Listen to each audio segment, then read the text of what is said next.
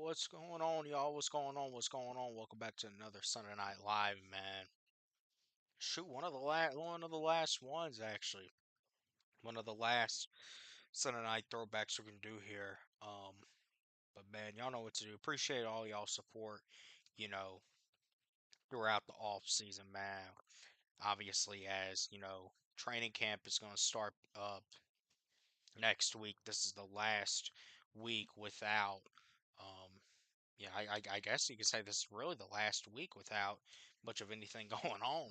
Um, but anyways, man, yeah, we're you know make sure y'all like, subscribe, comment, share out. Y'all know the drill. Y'all know to hit up the Cash App.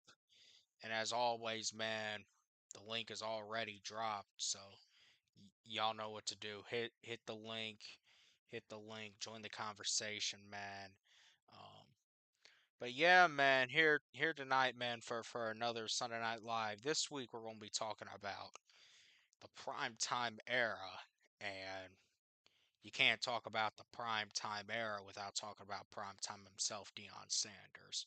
So I'm gonna talk about Deion Sanders' time in Atlanta tonight, man. I mean, what y'all think, about Deion Sanders' legacy here in Atlanta. You know, y'all can come in, shoot the shit about all that. But once again, y'all know what to do. Y'all know to like, subscribe, comment, share out, do all the good stuff, Cash App. And y'all hit the link, man. Y'all hit the link. Now Deion Sanders is one of the most transformative figures in the history of Atlanta sports, actually.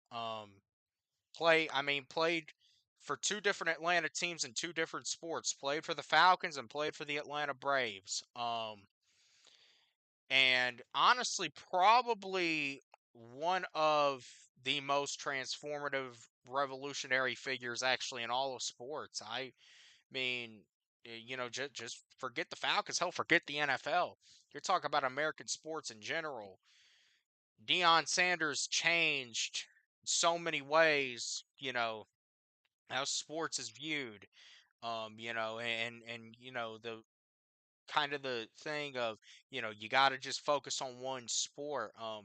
Deion Sanders is, from my knowledge, one of the only people, possibly the only person to ever play in both the MLB and the NFL at the same time. He would obviously play for the Braves throughout the summer, you know, and then once the fall rolled around, he would join the Falcons. There's obviously the story about the one time Deion Sanders tried to play two games in one day. The Falcons, I believe, played down in Miami at one. And then he tried to make it up to Pittsburgh for, I believe the Braves were playing in the NLDS. And this was like maybe 1991, 1992.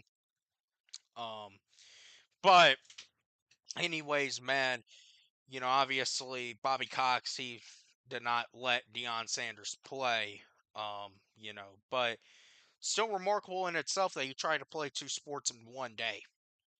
Um, but that's really just the tip of the iceberg. You're talking about a guy that really came in here once he was drafted, I think, with the fifth pick in 1989, and an Atlanta Falcons team that kind of before that really had not even been put on the map outside of one year in 1980, really had not even been put on the map to the national media. A lot of people really didn't even know all too much about the Atlanta Falcons, and really just weren't familiar with sports in Atlanta. This was around the same time, the Braves were starting to have their come up in the early 90s, that Deion Sanders was with the Falcons. So, this is, I mean, we're talking about a time that put Atlanta sports really on the map, and I really think you can honestly contribute Deion Sanders and his, you know,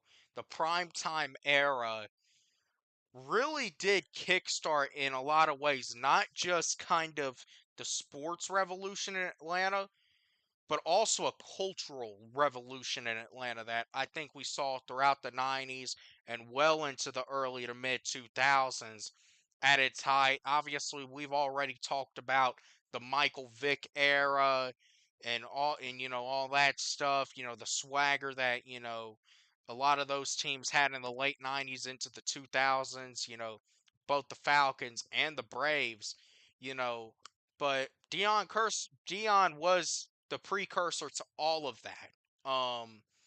And when I really think it's, important to recognize that, and a lot of people, and this is just my opinion. Now, obviously, I never saw Deion Sanders play football. I'm not, not gonna try to, say that I have, seen him outside of highlights. But man, I'm gonna be honest with y'all. Just from, you know, the things that obviously you can go back and read, and just, based on the little bit that I have seen and heard about the times. It was really kind of a shock of new energy to the city that I really think, along with, a lot of the other figures in Atlanta, man, Deion Sanders, he only played 5 years with the Falcons, but he's still, I think, in conversation, to be on the Falcons Mount Rushmore as, one of the greatest Falcons of all time. Not even because of, what he did over a long period of time with the team, but actually what he did in such a short period of time. When you take a look at, obviously how Deion Sanders, found the Atlanta Falcons, a team that, had, been down in the lowest of pits, throughout the 1980s after that 1980 season. Um, so I mean, yeah, man, it's, obviously you take a look at that along with, then, of course, the 91 season and the 91 team, the too legit to quit team with MC Hammer and all them, man, you can honestly make an argument that Deion Sanders, he put the Falcons on the map. He put the city of Atlanta on the map. You know, what he did with both the Falcons and the Braves, the swagger of this guy, the athlete that he was, you know, his ability, man, to just, I mean, literally lock down all by himself one side of the field. If Deion Sanders was out there, you were not throwing anywhere near this guy because he was gonna make you look like an absolute fool. So, obviously, man, you just, you have to recognize the figure, and the enigma that Deion Sanders was and that he provided, the energy that he provided. Um, you can essentially say that, Deion Sanders, did all these things, in a city that really kind of before he was there hadn't been used to, all the swagger, all the bright lights, all the bling, so that the Michael Vick experience could run and take off at the highest of heights that honestly argue, man, Deion Sanders and what he did really did, lay out the carpet. Now, of course, Deion Sanders was only here 5 years. There's a reason he was only here 5 years. Um, also during that time, man, Deion Sanders, when he was with the Falcons, that's when the Georgia Dome got built. And something that I don't think a lot of people realize, man, and or even know, and you can go and look it up. Rankin Smith, the founder of the Atlanta Falcons, in 1988, which was the year before Deion Sanders was drafted here, was actually threatening to move the team to Jacksonville. He wanted a new stadium. The city was obviously at that point, first of all, man, Rankin Smith really did not have a good reputation, per se. And that's ultimately why Deion Sanders ended up leaving and going to San Francisco and then Dallas. And, really he is honestly remembered for a lot of his career for, what he, as a cowboy. Even though I think you can argue, man, the where he had the most impact was without a doubt Atlanta. Um, but you can essentially say, man, that Deion Sanders. he might have a part in the Falcons actually still being here in Atlanta, because who knows if Deion Sanders never comes here, man. If the Falcons, you know, if Rankin Smith would have ended up keeping the team here, but at the same time, man, obviously Dion came in here, he did his thing. The Georgia Dome got built when he was here. That mean people, when it was first open, people called it the house that Dion built. And some of the OGs, when they come up in here later, they can tell me if I'm right or I'm wrong. But obviously Dion, he ended up, after the '93 season, I believe, he ended up getting into a bidding war with Rankin Smith. They got on bad terms. The Falcons weren't willing to pay him what he felt like he was owed. He ended up going to San Francisco. San Francisco came into the Georgia Dome that year as the Falcons, you know, they played the Niners in the old NFC West. And it was a story, man. The 49ers, I believe, they came up in here and I want to say they absolutely destroyed us. Matter of fact, I can check that, but obviously him versus Andre Rison, that it was a huge story. Yeah, man, 42-3. They came in here and they absolutely routed us. Um, so I mean, yeah, that just goes to show right there. Incompetence has been the name of the game with the Falcons for a while now. You know, and obviously he spent a year in San Francisco, then he went on to Dallas. That's honestly probably, might be where he's most remembered as. I think it's really something too, man. He's remembered more as a 49er than he is a Falcon. And I feel like by a lot of people. Even though he did win a Super Bowl in his only year in San Francisco, he only spent 1 year there. Um, so, but yeah, man, look, that's just the ugly nature of the business and how it's always been. This was also before a time of the salary cap. So, you know, I mean, look, that's why teams like Dallas, they were able to be so successful back then, because Jerry Jones was not afraid to spend money and he was able to get all the big stars there, and he was not afraid one bit to write Deion Sanders the check that he had absolutely earned and deserved. Um, whereas I mean with the Falcons, man, I mean it's really a what if. What if Dion ended up staying here? But at the end of the day, it's also very likely that if Deion Sanders was a career-long Falcon, he might be suffering the same fate that a guy like Jesse Tuggle is suffering right now, or that Tommy Nobis has suffered, or Claude Humphrey has suffered. I mean, even though Claude Humphrey did go into the Hall of Fame, Claude Humphrey's not nearly talked about enough in terms of, one of the greatest pass rushers of all time, when in reality, even though sacks were not counted back then, if Claude Humphrey was on a team like the Eagles or he was on a team like Dallas, you would absolutely be hearing about Claude Humphrey's name a whole lot more. And it's the same thing Matt Ryan is going to suffer from too at the end of the day, is the fact that he spent most of his entire career with the Atlanta Falcons.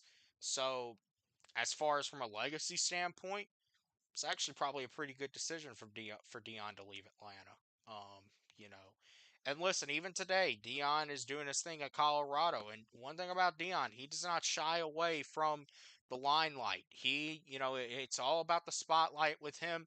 He's never been shy of the cameras. He's never been shy of his legacy.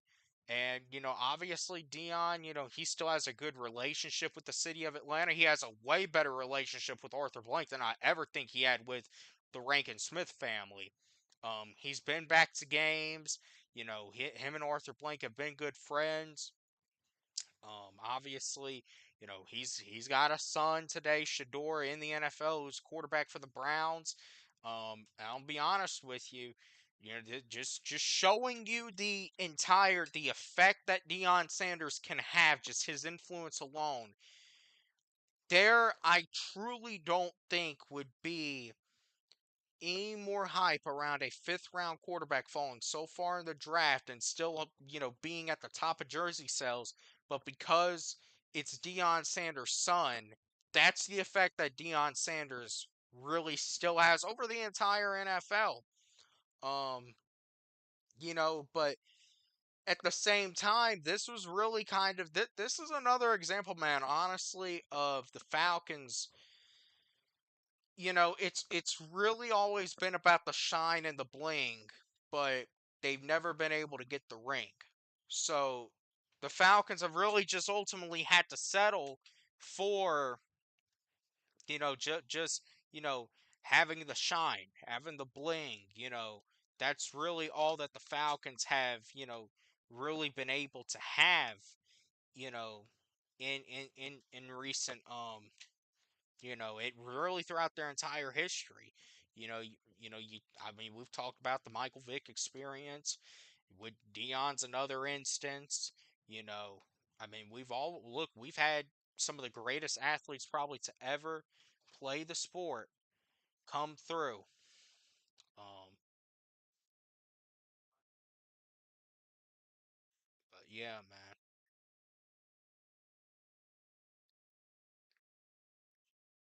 So, but man, y'all hit that link though. Y'all hit that link. I'm about tired of hey, I can only look, I can only run so long. Y'all are gonna have to hit that link and help me out here a little bit. So yeah, man. Shoot. Let's see. Mm. Shoot. Hey, look, football season's right around the corner. Y'all gonna look. Gonna need y'all support, man. Shoot. Um. Obviously, I know a lot of people have had busy weekends too, but just greatly appreciate, man. Y'all come up, show some support for a few minutes. I'll actually look at something up here real quick. Um, let me see. But talking about not just obviously Deion Sanders the player, talking about the era in general. 1989, the first year Deion Sanders was with the Falcons. Falcons went 3-13 that year. Deion Sanders, it was. I mean, look, he had a remarkable. Look, he was a remarkable player, but even in that 1989 season, um, the defense wasn't really that good, in spite of Deion Sanders. 1990, 5-11. 1991 was obviously the crown jewel, 10-6. Um, obviously they won the playoff game in New Orleans and they lost to Washington. 92, their first year in the Georgia Dome, they went 6-10. 93, this was this was Sanders' final year, another 6-10 season. So listen, I mean, it's at the end of the day when we're talking about the era, though. Even despite the fact that Deion was absolutely a transformative player and figure, you take a look at kind of just what ended up really happening, um, during, the time. And, you take a look at it, man, I'm gonna be honest with y'all, really, we're really not all that impressive. Still, the Falcons were still a pretty shitty team in spite of Dion. And I think that's another reason that Dion really isn't remembered as a Falcon. So I say all, of what Deion Sanders did here, but at the same time, you gotta take a look, man, at, the entire picture of things. And I gotta ask the question, straight up, you know, how much, you know, and I think this is honestly why a lot of people, they kind of feel like Deion Sanders, despite his, you can't deny the talent. You got to take a look at, even though no, he wasn't running the team, no, he wasn't coaching the team, you know, how large of an impact did that actually benefit for the Falcons on the field? Hold on a second. I'll be right back.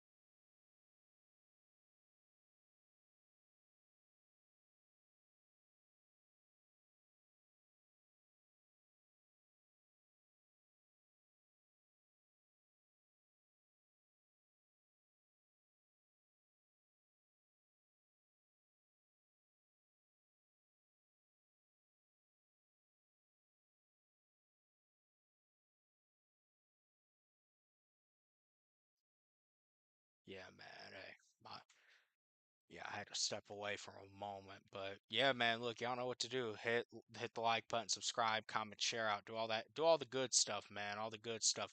Help out the channel, man. But yeah, man. Look, without a doubt, you're talking about you know obviously a guy that had a lot of impact, and I just listed it off. You know, but at the same time, what was have we almost overhyped or overrated, despite all the things, outside of on the field, Deion Sanders was able to do, being a transformative figure as far as the culture goes, and even you know some say contributing to us ending up getting the Georgia Dome, because of just the attention that he was able to bring.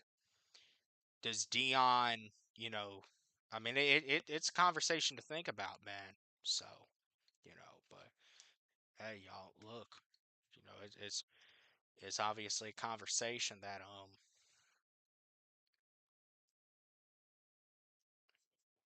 uh, you know I think a lot of people you know don't really want to talk about with any player, because I'm gonna be honest, man. When I'm talking, when I take a look at these players that we've had come through and play for the Falcons, you know all look, all most of all these guys, man, they come through, and sure, they some stand, over others. And obviously we have our greats, as every team does. Some are just absolute dog shit and provide nothing. But regardless, man, none of these players at all have been able to bring a Lombardi here. So that's honestly where, man, you know, at the end of the day, are we kind of overselling them? I think Michael Vick is a great example. I think Deion Sanders. I'm gonna be honest with you too, man. It's so interesting and I think weird with Deion, because more of the Deion, hype really seems to come from outside of the city. It really does come from people you see outside of the city that talk about him and talk about, obviously, the impact that he's had. Um, so I mean, yeah, it's ooh,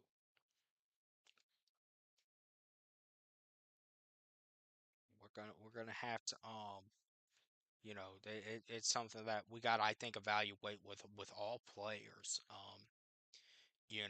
That obviously we have come up and come through the Atlanta Falcons organization, even currently. It's something that, we're talking about because we got a lot of talented players here, but, you know, at the end of the day, man, there's one goal. There's one goal, and obviously you have to have pieces that can win a Super Bowl, but at the same time, you've seen plenty of Super Bowl teams that, have had a lot of role players. And when you take a look at the Falcons, obviously Flash has always been the story, but it's never gotten us where we want. A lot of times it, hasn't even gotten us to the playoffs. It's just kept us entertained.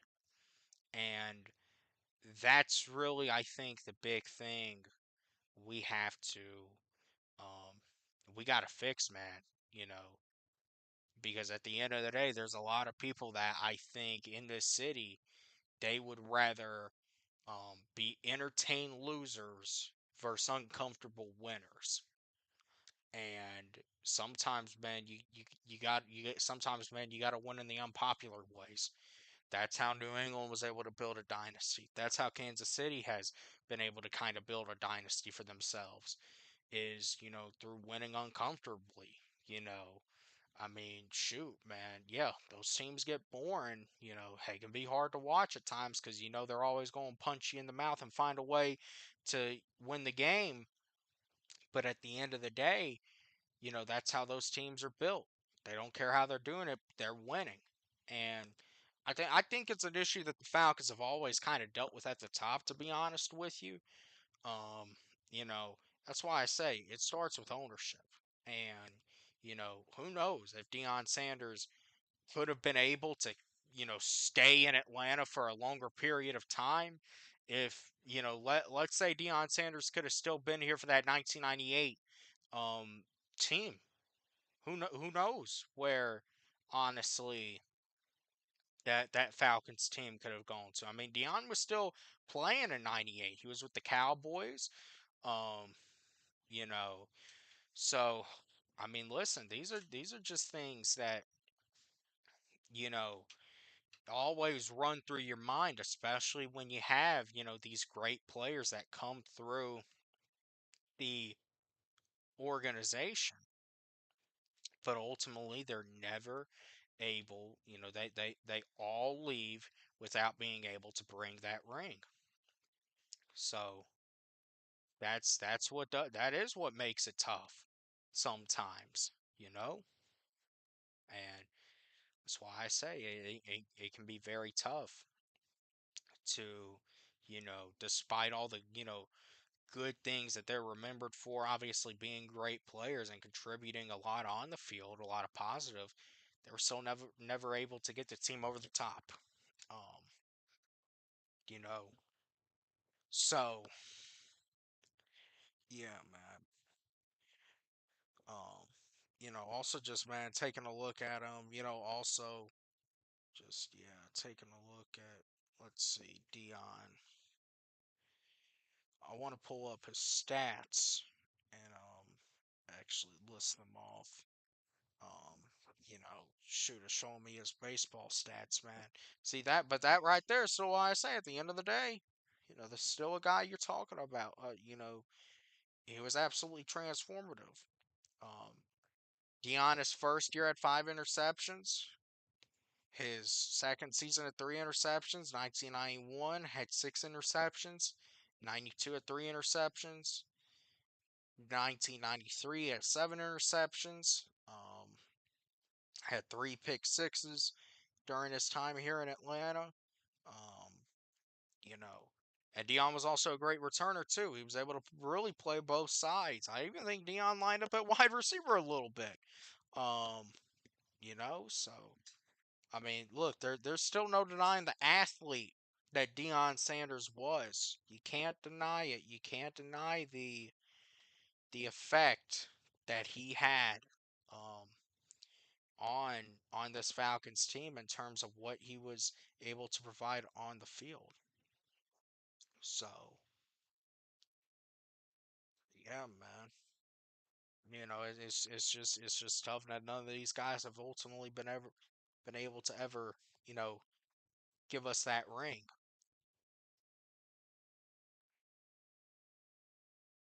So,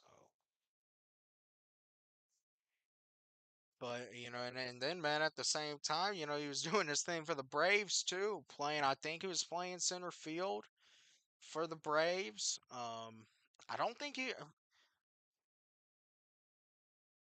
What was he? On the '95 Braves team. I'd have to look that up. Um, but he. Let's see. Um, let's see. Was he on the? No, he was not on the '95 Braves team. He was with the Cincinnati Reds at that time. Even his MLB career. Look, I mean, obviously, you can definitely argue that, if he, it's possible if, he would have taken, I mean, you're taking a look at these stats: 263 batting average, 39 home runs, 168 RBIs, 186 stolen bases. I mean, but you got to take all that into consideration too. He was juggling two sports at the same time. And obviously, there have been a few conversations about, some guys doing it since, but no one's ever really ultimately been able to do it like Dion. And, that's ultimately why that's ultimately at the end of the day why um he has become, I think really kind of a transformative figure in sports. Um, you know, but look, y'all make sure to y'all hit the link now. Y'all join the conversation. Um, I'm listen. Like I say, and I'm not afraid. I'm not afraid to admit it either. Um, I don't do very well up here just talking to myself. Past a certain threshold, man. I like for y'all to come up in here. I like for y'all to provide something to the conversation and get conversations going, man. I like arguing with y'all. I like going back and forth with y'all, man. So, hey, look, y'all want to get up in here. Look, now all I'm gonna say, man, is don't y'all might click on this later and say, damn, I wish I would have came up in here and argued with this dude. This dude was talking absolute mess, you know, and I but hey, it only goes on as long as y'all let it go on. So I mean, shoot, unless I got to come in here at the 4 hour mark and just say, hey, I'm tapping out for the night. But yeah, man, y'all make sure to y'all make sure to support, man. Hit that link, join this conversation. Y'all want to talk about Deion Sanders? Y'all want to talk about something else? Shoot, it's fine with me. Talk about whatever y'all want to talk about, man. But you know, would definitely like to hear your 2 cents about Deion Sanders. Oh, there was one other thing though that I was gonna try to look up about Deion Sanders and his time with the Falcons. Um, and um,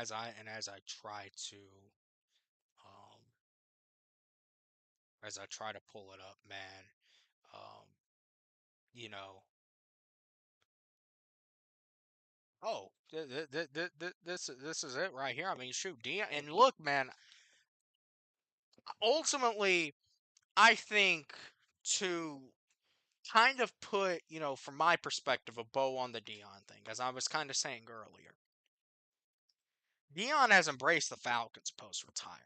He has, which Dion, I think that's where a lot of my respect for Dion comes. Dion had every right to refuse to embrace this team, say no, they fucking sucked outside of one season I was there. I provided everything. They couldn't provide me with anything. The owner, he treated me horribly. He didn't, think I was worth what I knew I was worth. That's why I got up out of there. That's why I went to San Francisco and Dallas, and I ended up, doing what I did there, and I had a lot more success. But no, Dion is, I've never heard Deion say anything, cruel about the Falcons, anything, I've never seen him just put the team down. He's criticized the team at times. Deion's went into a lot of things before coaching. He was an analyst on NFL Network. So, I mean, yeah, Deion, he kept it truthful, but he was also saying things I think a lot of us were, I remember, man, when Dan Quinn was here, I mean, Deion said it, he said that, he liked Dan Quinn. Dan Quinn had turned into a problem, and I mean, he had, but shoot, man, you know, I want to add this into. I want to add this into. What do y'all ultimately though think? And there's a lot of things, that especially recently with Kevin Stefanski becoming the head coach of this team. And obviously before this he was in Cleveland last year, he was, obviously dealing with Shador. And I do think that Dion, and Kevin Stefanski, they're probably not cool. Um, you know, needless to say, y'all got any opinions on that? Y'all got any opinions on that that y'all want to come up and share? Because in my personal opinion, man, I think that at the end of the day, you know, look, this is where I say at the end of the day, I'm gonna rock with the team regardless. I'm gonna rock with who our head coach is. And I get Dion, as a father, you know, but at the same time, I still think even if there is, I'm not saying there is or there isn't, but if there are any hard feelings, towards the Falcons, hiring Kevin Stefanski from his end, if maybe those hard feelings are starting to come back for him, then shoot, they ain't really nothing you can do, you know. But there no real indication. Just a little media talking. You know what the media does. Um, you know, but yeah, man, shoot. Y'all need to hey, y'all need to hit this link though. I'm telling y'all need to hit this link, man. Y'all wanna talk about Deion Sanders, or y'all wanna, talk about, something else or whatever, man. Y'all need to hit this link. Y'all need to, do something. Shoot. Just let me know y'all are in here. Do something. Y'all know what to do. Hit the damn link, man. Like I say. Just hit the link. Join the conversation, you know. But let's see. I mean, shoot. I mean, hey, just tell me, you the biggest Deion Sanders fan in the world? You absolutely, you hate or do you despise Deion? Tell, or do you feel, indifferent about him? I'm gonna ask y'all this: do y'all think that Deion's effect that he had on the city? What do y'all think about that? Do y'all even think Deion had a real large effect on the Falcons? Do you maybe think that Deion's legacy has been made more than it actually is here in Atlanta? Because at the end of the day, like I said, he only played 5 years here. He only played 5 years here, man. So look, y'all hit that link though. Y'all hit the link and y'all let me know. Cause shoot, I can't. I can't know with any silent mouse what y'all think. I'm definitely gonna I definitely want to hear what y'all think, So I mean that's the thing. This is about the prime time era, but at the same time, Deion's legacy. What do y'all make of that?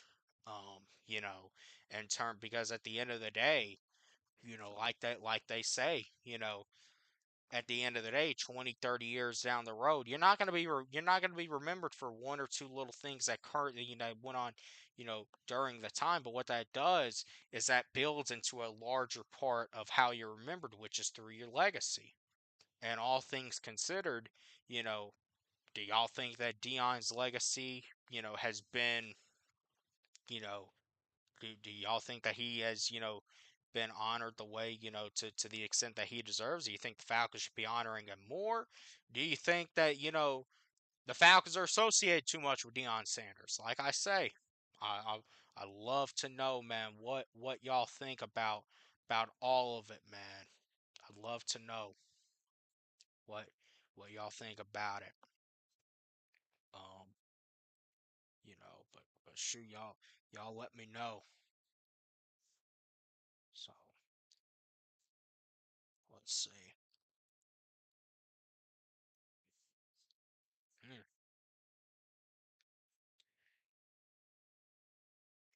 So, but yeah, look, we're not that far from the season either.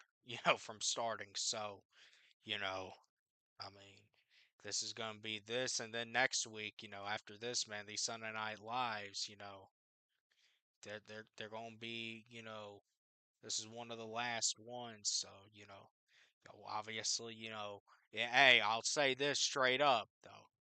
It's way easier talking about what has happened years ago than than talking about how this team is currently frustrating, So, look, hey, yeah, I'd say, man, honestly, I'm gonna tell y'all something too, and enjoy this stress free while you have it, because once September starts and once this season rolls around, you know, we're going to see how we're going to see, just how much y'all actually miss the at times during June and July when, we had all these dreams and all these hypes and all these fantasies, about what this team was going to be. Shoot, then that reality hits week one. Shoot, we go to Pittsburgh, we lose by 20. That happens, we're going to see, you know, and man, once reality smacks us in the face. But yeah, man, look, y'all, for real though, look, y'all hit the link, y'all support. Um, it's always greatly appreciated. Let's see.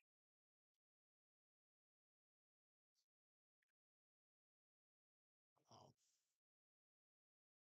so yeah,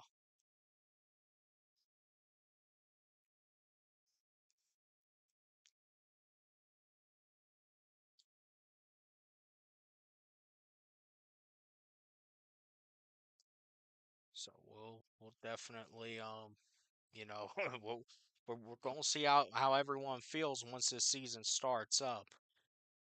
But look, man, y'all hit the link. Matter of fact, did I even post the link? It says I did, but here I'll go ahead and I'll drop it in there again for y'all. I don't know if I do know there are times where the link does act up. Um, so yeah, look, y'all, the link is there, man. The link is there. So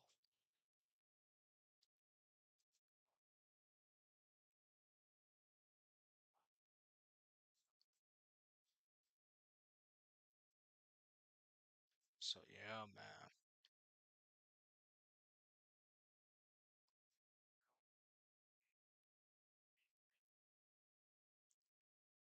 Hmm. So shoot, man. But how was y'all's weekend, man? Let me know how y'all's weekend was. Y'all watched the World Cup, man. I'm gonna tell y'all something too. The um power actually went out here for like 2 hours today. Um, you know, went out earlier like two, man. The storms rolled in really bad, but power came back on. I think like at 4:50 or something, right before five, something like that. When we got power back, so I was able to see the the ending of the World Cup, and I really didn't even get into the World Cup a whole lot, but I did tell myself I would watch the final. Um, and I mean, look, man, obviously, it was I know it was, big for the economy and stuff. Shout out to Spain. The Falcons actually playing a game in Spain this season, but shout out to those people, man. Tell y'all something, those people are way more passionate about their teams than we are about ours. Shoot, they were in there at just after they won already.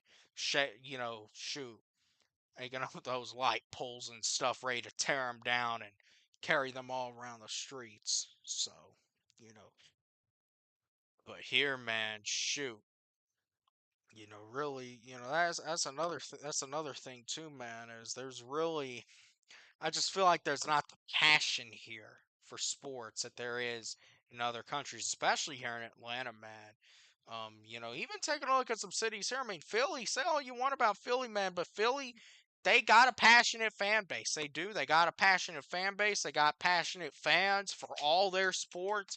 You know, with New York with the Knicks, but I think in America, you know, that's about the most you're going to get is Philly and New York.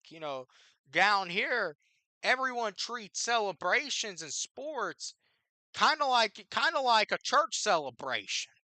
Shoot. And let me make something very clear. I'm not, condoning or encouraging the destruction of any property or stuff, or anything like that, but at the end of the day, man, like, shoot, I mean, it's like sometimes, man, you see these people, when they win championships, you know, outside of obviously the bandwagons, that are always going to, come on within the city when the team is doing really good right before they're about to win the championship.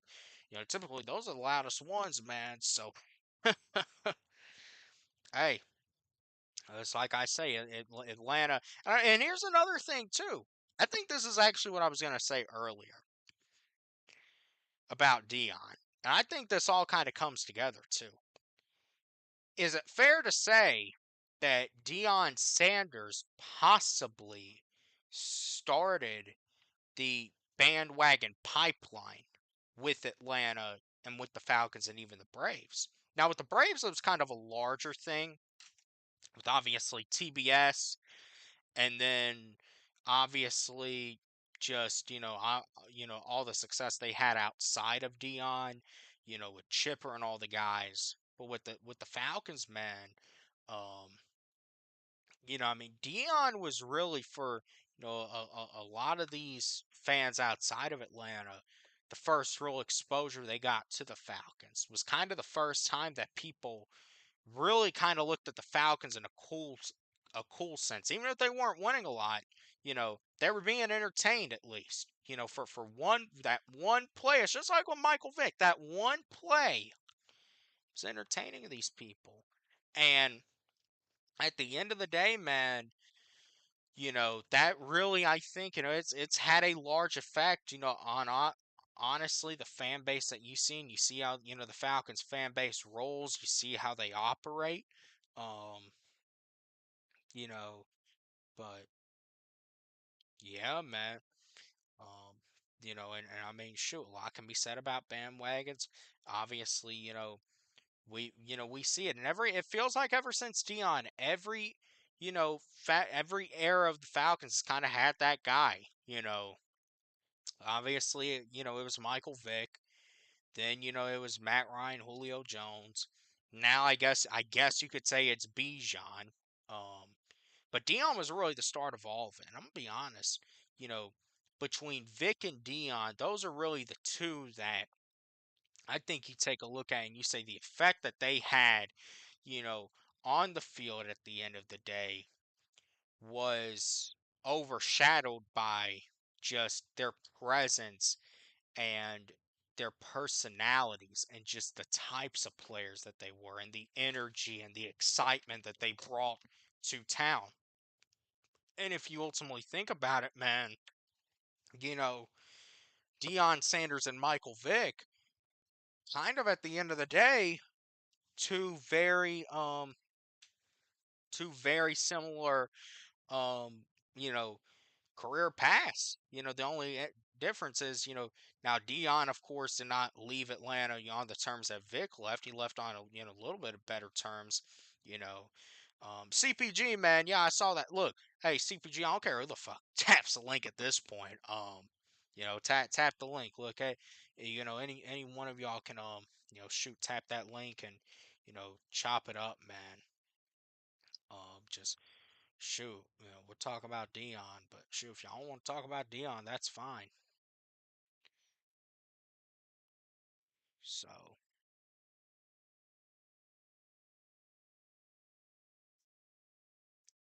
yeah, man. Let's see.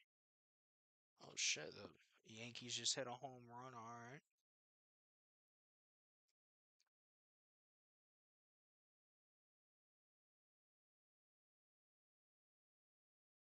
Hmm.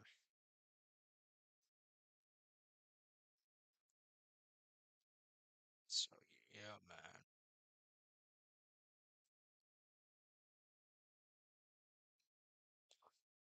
Oh yeah, yeah, man. Shoot, but like I was saying too, the bandwagon, just the whole obviously, and that also goes into just kind of like the bandwagon movement. In terms of you know it's cool to root for the team when the energy and the vibes are high, but when the energy and the vibes aren't there, you know, not a lot, people aren't going to show up.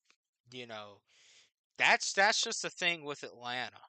And a lot of people think, well, that's the thing with a lot of sports towns. But I tell people in Atlanta, it's just different. You got to really kind of come to Atlanta and actually see it firsthand. Um, so yeah.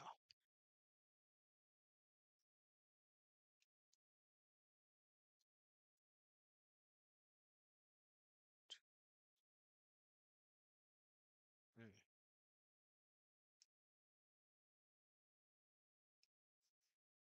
yeah.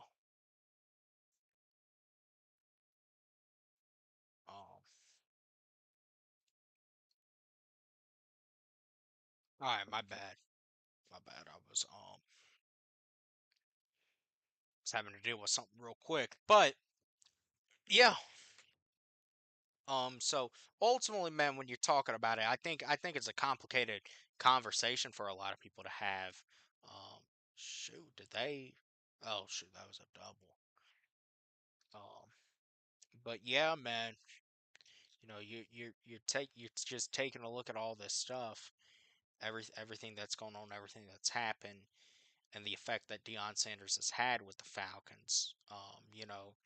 Really kind of it carries into present day. Like I say, I mean, he was the kind of the first one to really though like set the tone for you know the culture that we still do see in a lot of aspects today. So for that, Dion's always going to have a legacy here. He's always going to have a legacy here, and I don't think you can really argue it. Now, of course, everyone views what that legacy is differently, and that's why I say it's all about what your priorities are, though.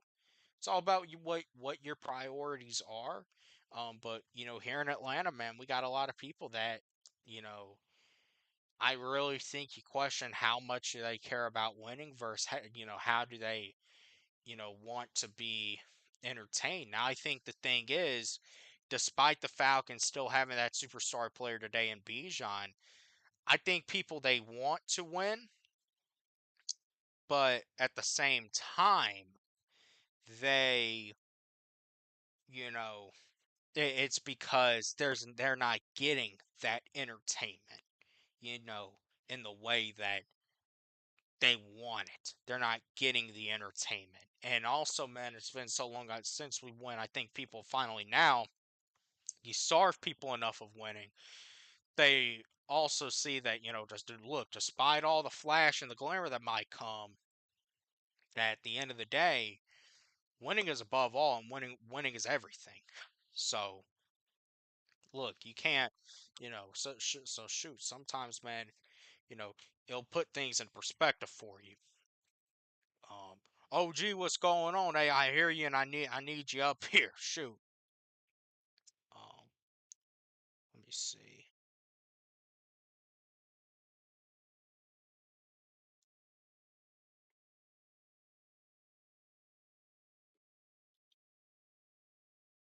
Yeah, man.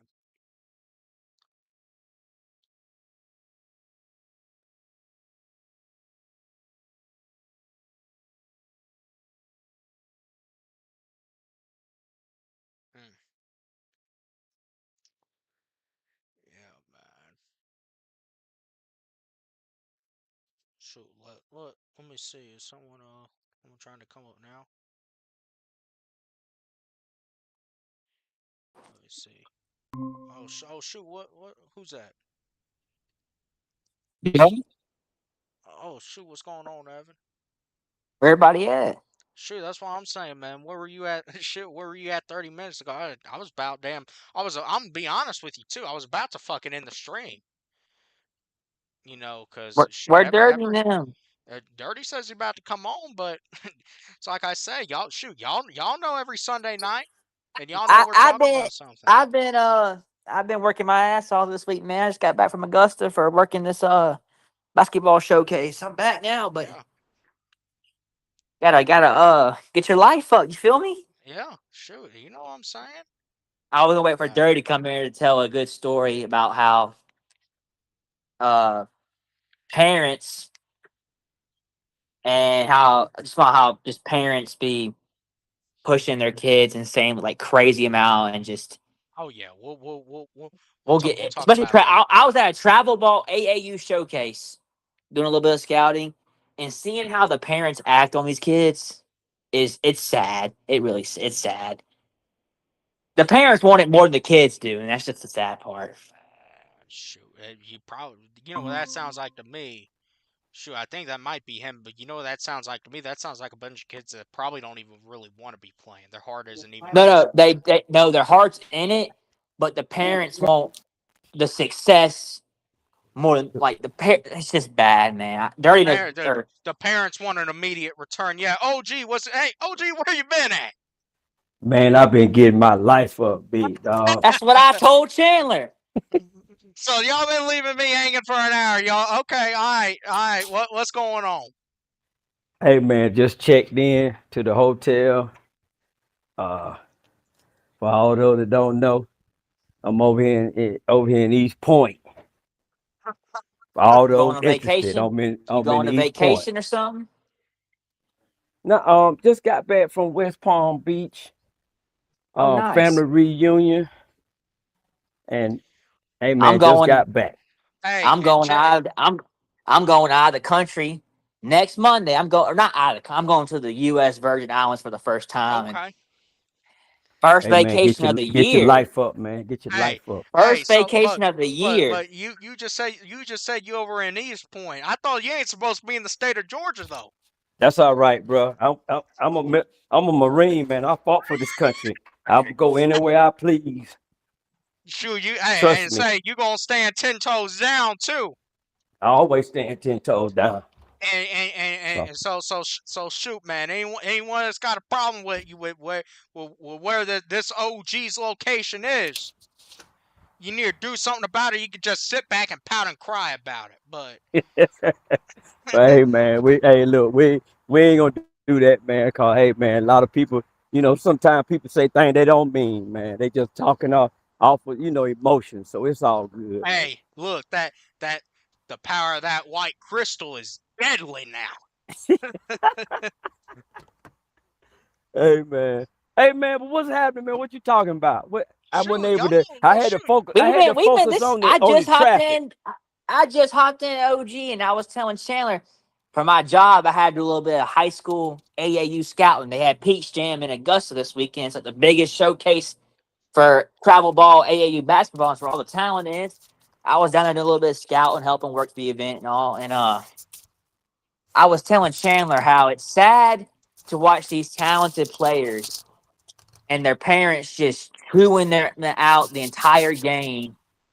And it's just, I've never been to a big time tournament like this.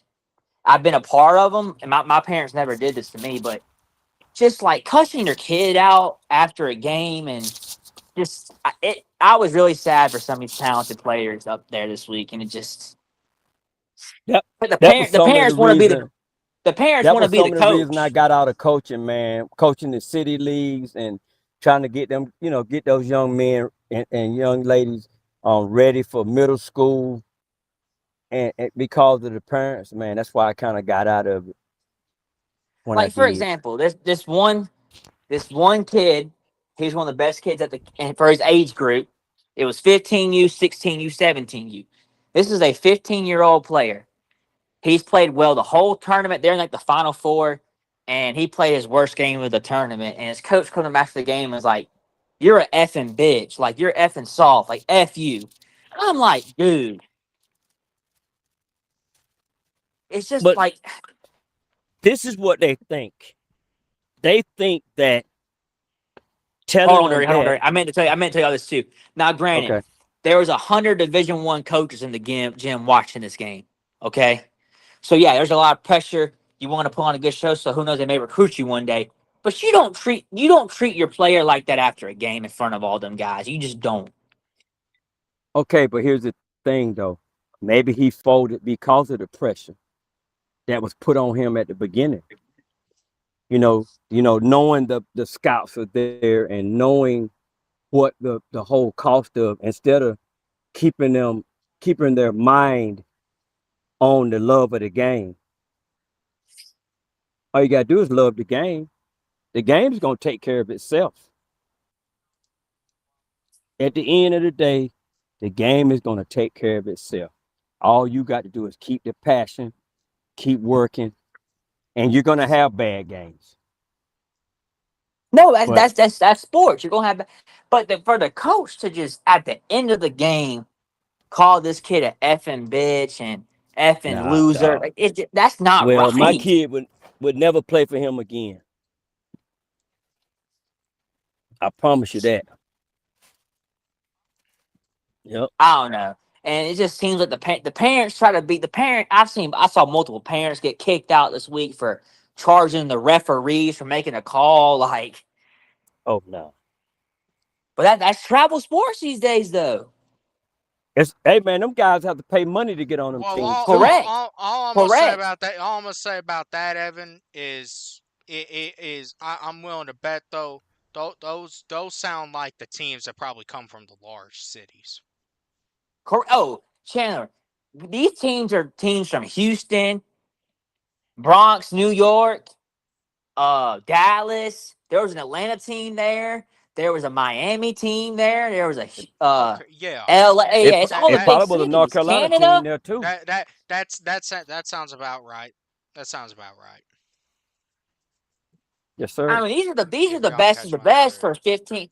This is the best of the best for 15U, 16U, 17U. But Evan, let me ask you this though. Outside of the coaches and the parents, did you see some amazing talent?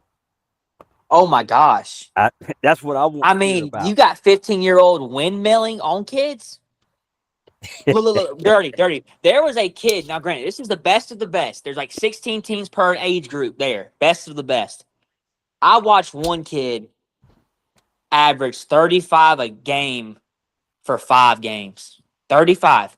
Now, this is Where's eight this minute kid from? quarters, California. His dad's an assistant coach at USC. Oh my God.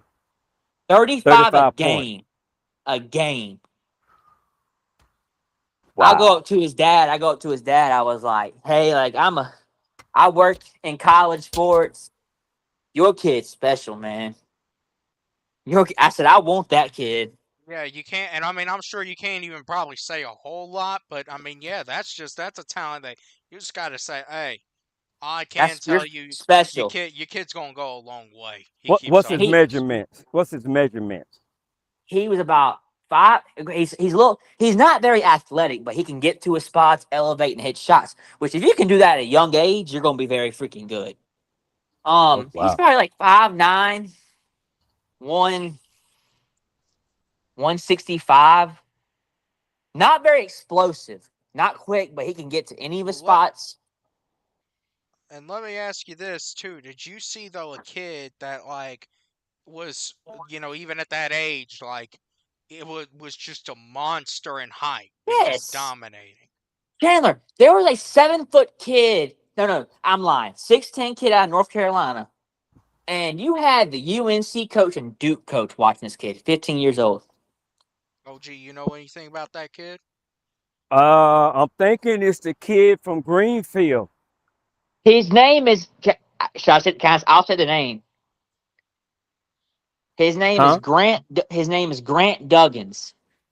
He plays on Team CP3. Uh, white kid. I don't know, but he's a 15-year-old. Grant Duggins, dirty. I'm thinking that's that kid. I Greensboro heard of Day him. School. Greensboro Day. Yep.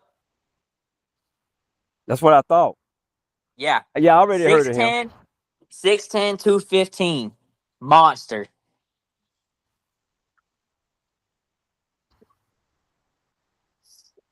Hey He'll man. probably end up.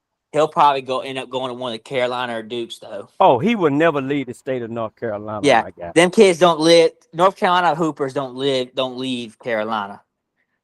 The only guy that left North Carolina that was bred in North Carolina was Dominique Wilkins. Yeah, you're right. And But yeah, Dominique Greensboro Day Wilkins, School. when he left, his family had to move from where they lived because they was spray painting the house. Parents were about to get fired from their jobs because he chose to go to Georgia. But yeah, man, like, and I'm just up there working the event, do a little bit of scouting, and I'm just going. I'm just trying to like get exposure. So I'm just going up to these kids' parents saying, "Hey, man, like your kid's special, man." He's like, "I work in this game, like." Your kid, like I'm good at seeing talent. That's one of my ability. I can see talent. And I just go to these parents, just like, hey, your kid's special, man. Keep up what you're doing with them. Don't let them get off track, and the rest will handle itself. It's all gonna work out. Yeah. Were you allowed to critique any of the players? No, no, Okay. no, no. I wouldn't do that either way, though. Well, I mean, you give them some stuff to work on. You know what I'm saying? Yeah. Now I did tell the kid that was about the USC coach. I was like, he got to get tougher. He's like, how I know, man. Yeah. But see, when you do that, it kind of confirms, especially if you're on the same page with whomever is handling Correct, them. It correct. confirms what whoever is Your handling them it, tells you. it confirms your credibility to what you see. Exactly. Exactly. So I was Yeah, I about was to going to email. tell I'm you gonna that in a email. roundabout way. You need to do So that I'm trying to sometime. get. So I'm trying to get a spot somewhere else next year, and I'm gonna email that kid's dad at USC tomorrow and say, "Hey, I enjoyed talking to you. Enjoy watching your kid play. Here's my contact information, and just see what works Oh out." yeah. Hey, If look, he came if up, you land one like that, that helps you out. boom, boom. Oh yeah.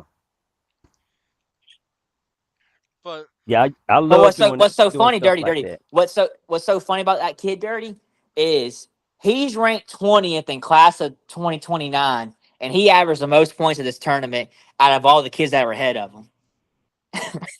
Oh my goodness. So I wrote his name down. I go, whoever lands that kid gonna get us is gonna be a stolen gem.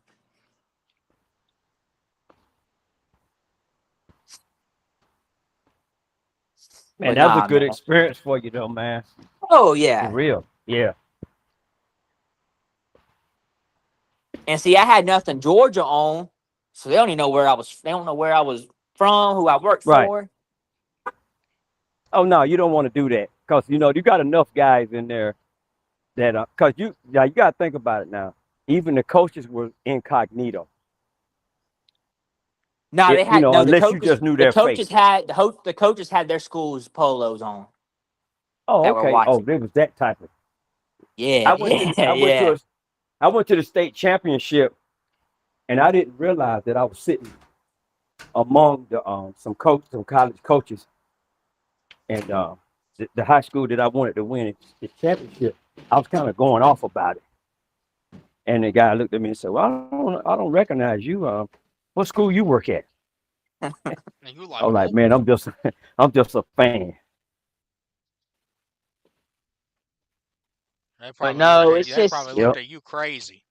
But the thing is, Oh, like, but what I was it. saying was facts though. You know what I'm saying? As far as some of the stuff that the coaches were doing, I was getting a little loud.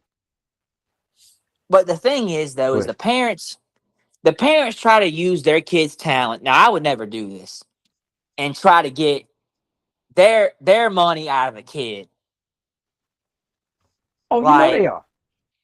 in which again, it's their kid. They have the right to do that, whatever. But you shouldn't be telling your kid, "Hey, don't listen to that coach. He don't know what he's talking about," or don't listen to him. Like, no,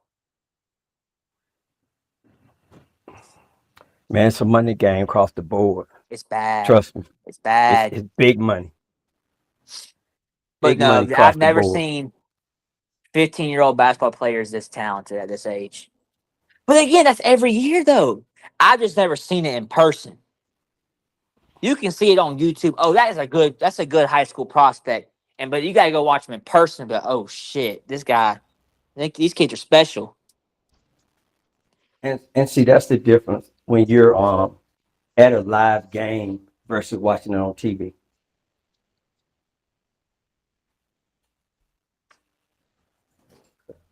But no, that Greensboro Day kid's gonna be something. You're gonna hear about him for years to come.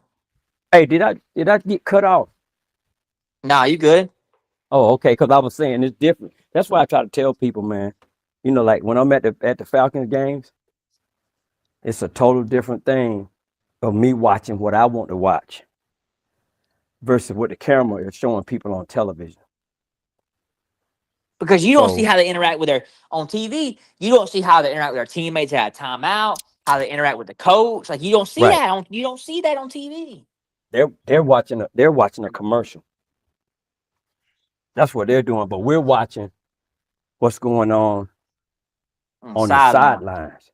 And that's why I was saying things that I was saying on other platforms. And they was like, man, you tripping, man. I was like, no, that's what I saw.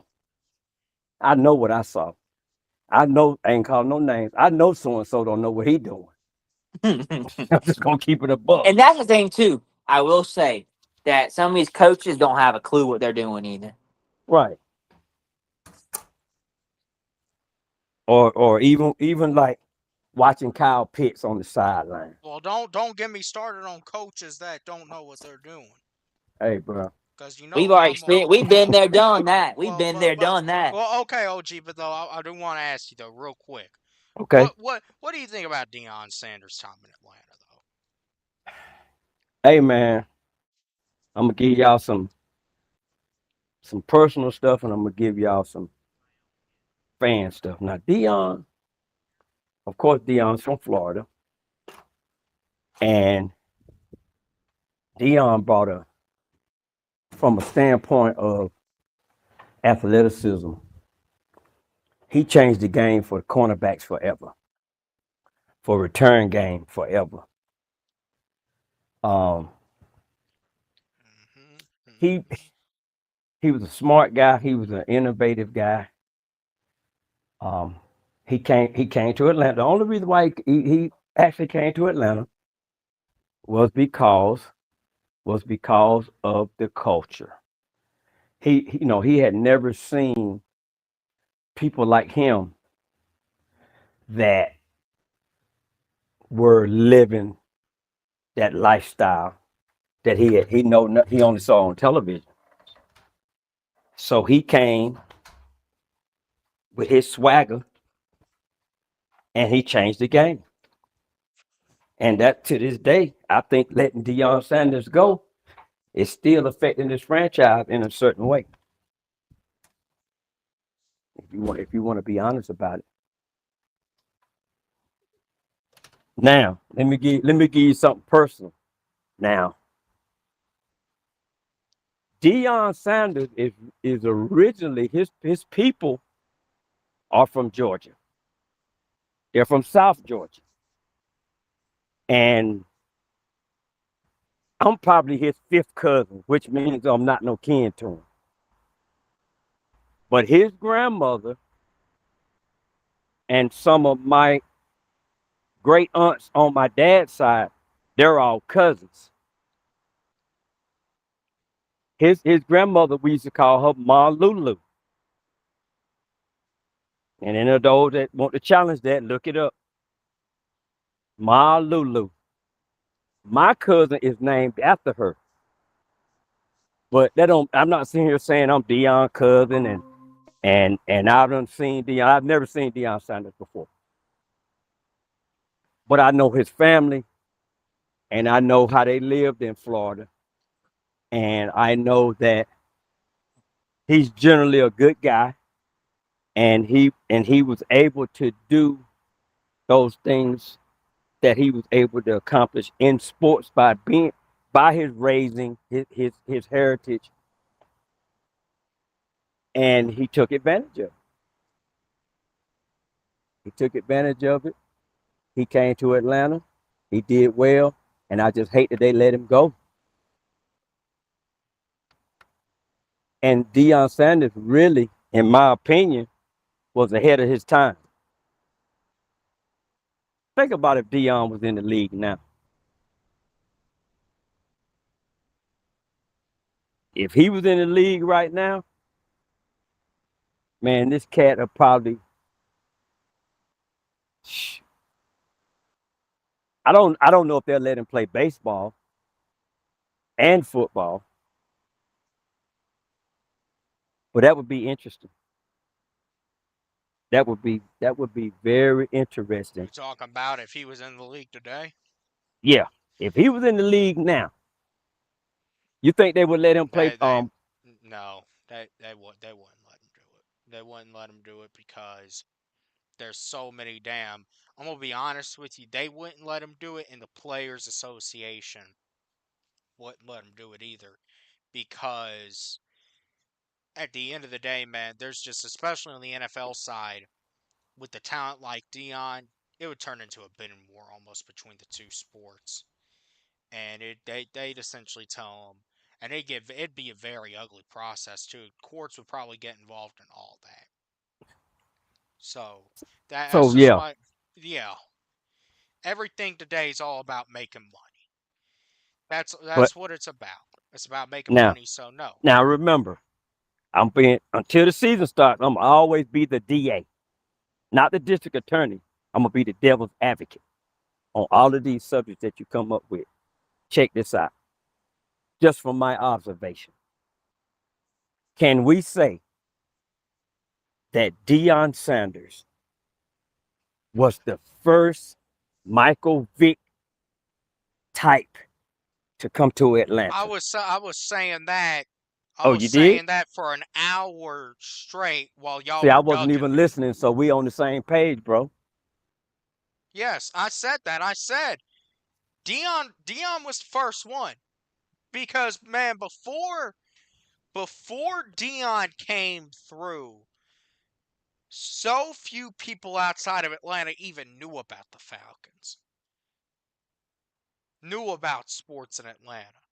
But when Dion came through, that is when Atlanta, the Falcons, the culture was put on the map.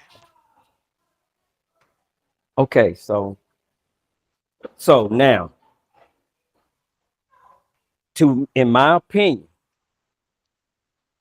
by the way that Dion left, I think that the culture, the people of Atlanta realized once he went on and was successful that we dropped the ball by not really truthfully embracing Deion Sanders like we should have. Yeah. So when Vic came, you see what they did, right? Oh yeah. They went berserk and they let the world know that we got a superstar here. We know we got a superstar here, and we're going to treat him like a superstar, and we're going to back him all the way. Unlike what we did for Dion, the ones that are old enough to know what I'm talking about. And to me, Deion Sanders is 1.0, and then Michael Vick is 2.0. And I think that's where the debate on Michael Vick is distorted in the conversation of being a fan. You know, it ain't got nothing to do with Matt Ryan. It don't have nothing to do with, Vic being the greatest Falcon of all time. It has nothing to do with that, in my opinion. It only has to do with the identity of the culture of the Black Mecca. That's it.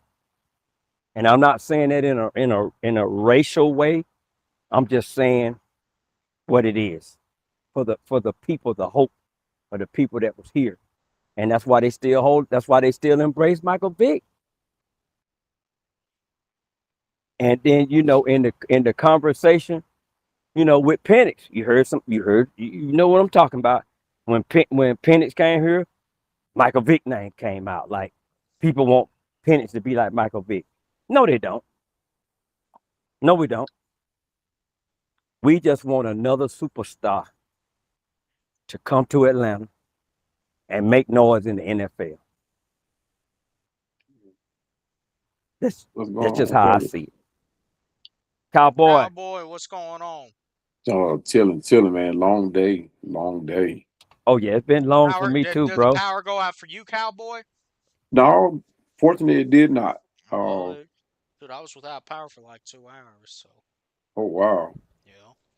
oh wow. Now I know it was. I think it glitched like earlier this morning, like right before 10, or right at 10 o'clock, rather 10, 11 o'clock around that time. But it came right back on though. Yeah, but man, yeah, man. I see y'all talking about the boy prime time.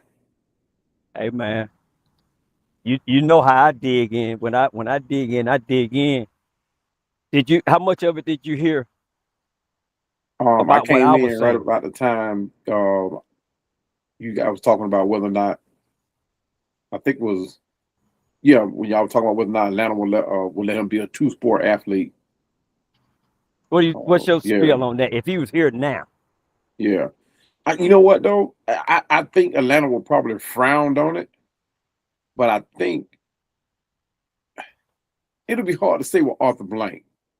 But I think Deion would actually challenge that. I think he would. I think and it depends on who was putting the demand on him. Now I know he loved that football, but I think if somebody came in and gave him an ultimatum, it was like, hey, you got to choose between the two. Now, if it's Arthur Blank, because the season kind of split, if it's Arthur Blank will probably be like, he probably bend a little bit. But I think it's going to be baseball that's going to be like, okay, you got to choose between the two. Now, the league will probably come in and step in and say, no, you got to choose between the two. Or the player association may say, you got to choose. You can't do both of them. Because you saw all the noise that was created when he did do it, yeah. all the hoopla. But most of that stuff came from the news media and the fans. So it wasn't the league. A lot of people thought that was like disrespectful of him to sit there and play for both the Braves and the Falcons in the same week at that. I think they were Same fine with day. it. He was trying to do it in the same day. Yeah, I Bobby think it was. Cox Yeah, wouldn't it was the let him. same day. Yeah, yeah, Yeah, and I Bobby think Cox wouldn't let him, but yeah, I was but a lot of excited it when he came was from the doing it, fans. man. But I'm like, look, if that man is competing at the top level that he was, in which he did, it didn't affect his play at all. It didn't affect him. As a matter of fact, I think he thrived on it. I mean, after all, he was in prime time. The more Hey, attention hey, he got was the better. hey, cowboy. Let me tell you what. And like I said, it's just my spiel because I was outside of the city. Mm-hmm. Let me tell you why they was angry with Dion for doing that, Uh-huh. because Dion made it look easy. Yeah. Yeah. If Deion could do it, anybody could do it, they think. If he made it look too easy, the Mm-hmm. effort. You know what I'm Yeah. saying? Oh yeah, Yeah. I can play at a high level on Monday night, and then Right. I can go get in the playoffs Mm-hmm. and hit that ball. Right. But Right. see what they didn't realize was Dion was used to that. Yeah. Exactly. Yeah. Dion Dion he was playing 3 sports his Yeah. whole life Well, you got to at remember a when we at were a high growing up, level. we were like that. We did that growing up. Right. Because I Especially being remember. down there South Georgia and Miami, yeah. Yeah, he was used to that. However, Rec man, ball, however, on the national level, it was really kind of the first and probably probably one of the only few times, maybe the only time. Was there ever a player that played, multiple sports on the national level? yeah. Bo Jackson. We talking about in college or in pros? In pro? Bo Jackson Well, did it. Bo Jackson. See, is he the only one? I I'm want to trying to say, think. yeah. See, Yeah. because his name, yeah, I knew there might have been like one more. His name slipped my mind, but yeah, Yeah. but Bo Jackson, and Deion Sanders, those are the Yeah. only two on the national level though to do it. Yeah. And look, both of them did it operating at prime time level. It did not affect their play at all. The same energy they gave to football, they gave to football. The same energy they gave to football, they gave to baseball. And they excelled at both. It Hey, didn't but you affect know their what? play at all. But Cowboy, you think back now, there Mhm. were a lot of players that went pro football Yeah. that actually got drafted out of high school for baseball. Yeah. Yeah. A lot of people don't Exactly. know that. There's a lot of Remember players. remember Charlie Ward? Man, come on, man. You talking about South Street, Charlie? South Come on, Street. man. South I know Street. his dad. His dad and my mom went to school together. I remember him. He Yeah. got Charlie drafted out of Ward. high school to play baseball. Mm-hmm. But he's And like, believe it or nah. not, what's his name got recruited to play baseball? Justin Fields. He Yeah. got recruited. Or was that Justin Fields or was that what's his name in Arizona? It was Kyler Kyler's Murray. now in Kyler Murray. Minnesota. Kyler Murray. He's now That in was Kyler Minnesota. Murray, yeah. Hey, look. You know your boy, what his name? Bettis that played with the Dodgers? Is his name Yeah. Bettis? Mm-hmm. He could have went any team, any sport he wanted, Yeah. including ping pong. Put I'm me on the serious. Olympic team. Yeah. This Yeah. kid, man, a lot of people don't realize, man, a lot of these guys, man, they had to make a decision. Yeah. Yeah. But yeah, man, I'm glad you brought up Charlie Ward, man. Charlie Ward, man, look, down there in Thomasville, Georgia. Mm-hmm. Well, you know, Yeah. Thomasville done put about seven players, and I think 6-7 players in pros. I wouldn't doubt it'd be more Guy than that, but McIntyre, yeah. Guy McIntyre, Henry Childs, Yeah. William Andrews. Mm-hmm. What's this Yeah. kid? I've got other kids. The Andrew brothers, they were twins. They didn't make it to pros, but one of them played at Georgia Tech and one of them played at Georgia. Yeah. Yeah. Them Bryant brothers, man, Thomasville and Albany, Thomasville and all them. But I'm gonna get back on track with this. A lot of those guys played multiple sports, and they could have went either way. Yeah. I agree. Yeah. Like I said, I think you said it was 4. Would you say 7 or 8? Yeah, would you say 7 or 8? I'm thinking about It 7. may be more. Yeah, Thomasville was a breeding ground. Well, South If you Georgia go is back, a breeding ground. Period. if you go back to Douglas High, Yeah. yes, it's a bunch of them that went pro Yeah. Yeah. from Thomasville. Yeah. South Georgia and South Miami, South Florida. Breeding Man, grounds. all that speed down there in Florida. Yeah. Liberty City, Brownsville. Yeah. Yeah. It's crazy. Hey, look, that's what them boys do. And see, the boys that really did that, they made it out of there. That's how they stayed out of trouble. Yeah, absolutely. Absolutely. Yeah. The trouble didn't start coming around until the government, and not just on the city level, but the government higher ups started cutting the budget for the police athletic league. It was too many. It was far too many black inner city kids that were benefiting from the police athletic league. They stayed out of trouble. They went on to earn scholarships. They stayed in school. But I'm not gonna say that was the whole reason why they cut the budget to it, but for the most part, because they cut the budget to the boys' clubs too. So I'm not gonna say that's the primary reason. But when they started cutting that budget, a lot of the inner city kids didn't have nothing else to do but go to the streets. And you know Stay in what the street. happened? You know what happened when they started doing that now. And Yeah. I'm not gonna get too deep into it. Yeah, But yeah. you know the streets got involved with the athletics down there, Miami, Yeah. and Yeah. in that area. Because my Mhm. cousin used to coach in that league, and he was telling me about Devontae Freeman way before Yeah. way before he got to college. Right. And then when we Right. drafted him, he said, "Hey, y'all got something there." Yeah, for sure. Yeah, I'm gonna say this, and I'm gonna take off a minute on y'all, about 10 minutes. But Okay. Deion Sanders, his family is what kept him out of trouble. Oh yeah. Right? He had a Yeah. strong backing. You know what I mean? They saw what a lot of parents see in their child or don't see in their child, but they saw what they had in Deion, and they kept that joker's head on straight.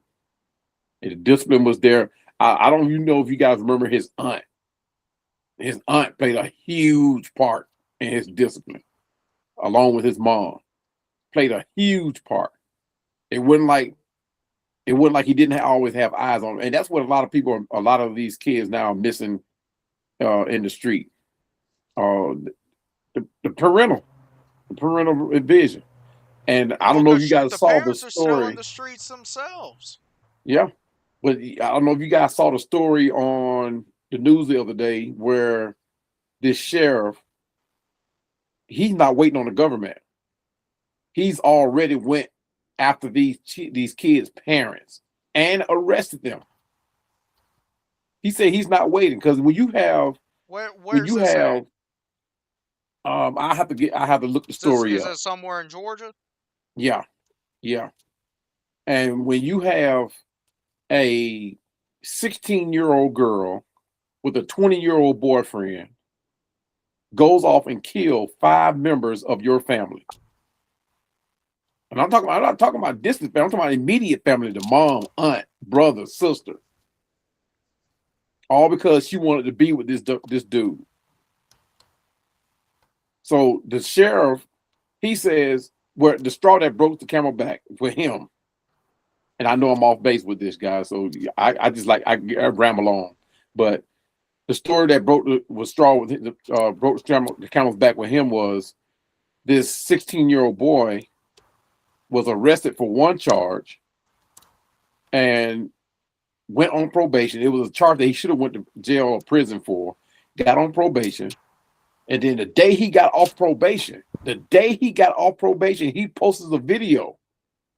He went live, posted a video of him holding up guns, something he just got out of trouble for, holding up guns and sending threats. Oh. This is the day he got off probation. So he said, okay, enough is enough. He went and arrested the boy's mother, and he went on this rampage and went and arrested all these repeat offenders and arrested their parents. But I just wanted to say that, man, because I actually want to do a show on that. But and matter of fact, I'm sure they talk. I'll watch the show too. They talk about. I'm sure that's what they always say too. We're gonna take out the ops. yeah, yeah, for sure. Like you live long enough to even have ops. I mean, if you 16, 17 years old, you got ops. You living bad, bro. You living bad. Real bad. True. You're only up at that age. Supposed to be is supposed to be that algebra 2 work. Hey, not well in our case, Chandler.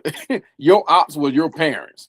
Yeah. Were your mother, whoever was raising you. I wanted to say that. The only ops I had with that belt that was gonna be coming my way. The consequences if I screwed up. The consequences of your actions. That was the ops. But now these kids today, man, don't have no consequences whatsoever. See, Jameis Winston learned a very valuable lesson when he chose to go to Publix and steal those crab legs or lobster legs or whatever he stole. He learned a very valuable lesson. Yeah. You make one mistake, it will follow you for the rest of your life. Hence the reason why he has changed a full 360. I'm talking about all the way around. He's a totally different person than he was before that happened. And it took life lessons to, and I'm not saying that with Deion, if at the end of that ever happened to Deion. Deion just had a strong back and he had his family behind him. And the thing is, when you're on a certain level, or let's just say, and I hate to keep using James Pierce Jr. as a level, but it's obvious, right? When your child starts displaying certain actions, then you need to get involved. And the story I was just telling you about the girl who helped off her parents, off her family. The family came on and was like, we saw this before she did this. We saw these actions before she did this. And I'm like, why didn't y'all step in? They saw the text messages that she was sending to her boyfriend before this happened. And see a lot of times that's the case. They'll, because it ain't. Listen, you hear, oh, he would never like that. He was not. No. Yeah. But then you ask them, well, okay, but how did he act? Oh, well, he stayed. It's just like, check this out. Okay, a lot of school shooters, for instance. A Yeah. lot of these, these kids, these school shooters. Yeah. They'll, you say, oh, he was a good kid. He was, but then you ask the mama, okay, well, what did, well, how did he act? Well, he stayed in his room a lot. He said he was Yeah. bullied at school. We had him. He might have had autism or something. Right. And it's the same thing. It's Yeah. the same thing. So, you might not think it's wrong because that's your baby boy, but Right. see, you're not looking at it with actual common sense. Yeah. You're just looking at it as your son can do no wrong. Yeah. And see, speaking of how somebody looks, when Deion first came to Atlanta, I'm sure a lot of people looked at Deion and was like, oh man, here comes trouble. Here come another one of those Miami boys. Because of the way he looked. He had the long, juicy jewelry curl. He had all the jewelry around his neck. He had on a Miami Hurricane starter coat. But not Sure, Miami Hurricane. You didn't say jewelry, you said jewelry. Jewelry. Yeah, I mean, I'm pretty sure he was judged by how he was looked. But that's why you never judge a person, by how they look, right? Deion, to me, was probably one of the most humblest players that came through Atlanta. He just want his due diligence. That's all. That's like now. He just want his due diligence. He don't want no. But as grandma, you say, I don't want no trouble. No, he don't want no trouble. I don't want no trouble. Just give me the job and give me what I need to do it for you. And he gonna get his respect one day. But by the way, I don't think Deion said that curl. Deion said that curl was dry. I couldn't tell. He said that curl was dry. Hey man, give me a minute. I'll be back in a few. Okay. Hey man, but really, man, back to like now. See, Cowboy just came in and kind of confirmed some of the stuff I was saying, man. But about Deion, man, Deion, like I said, I ain't claiming to be I done seen Deion all that, but like I said, his people, some of his great aunts and my great aunts, they cousins, and Mama Lulu, she was the backbone of the family, and like he said, he had strong people behind him, and they didn't play. And he was raised up around a lot of old school. If you listen to how he talked, right? Deion talks way, well, now he's older, so you kind of used to it. But if you go back and listen to Deion talk, Deion was way beyond his years in his thought process of how he did things. But I will tell you this: Deion didn't play. He didn't play. If you go back and look at him, anytime there was some disrespect to him involved, he didn't wild out or anything, but he stood 10 toes on getting his respect back. He did do that. And that's the backbone of his family. You let your work speak for you. And once you put the work in, you don't allow nobody else to knock that work.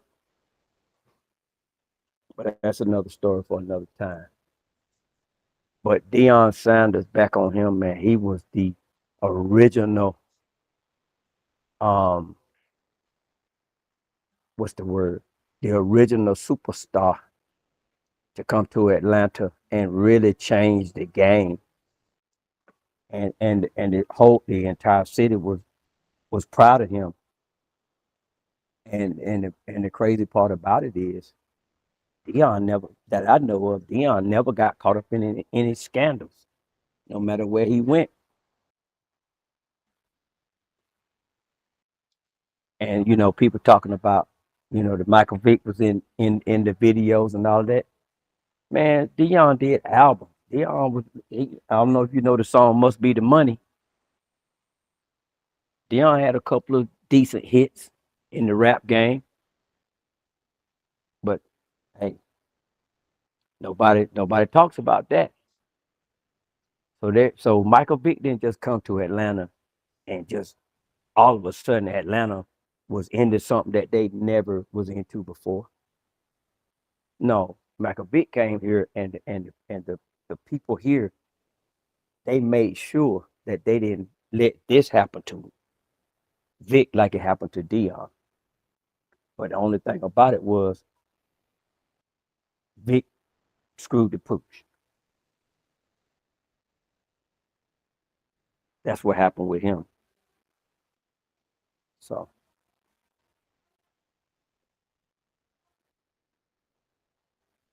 I done messed around here and I can't see if I'm on or what. I don't know what I hit and I don't want to hang up.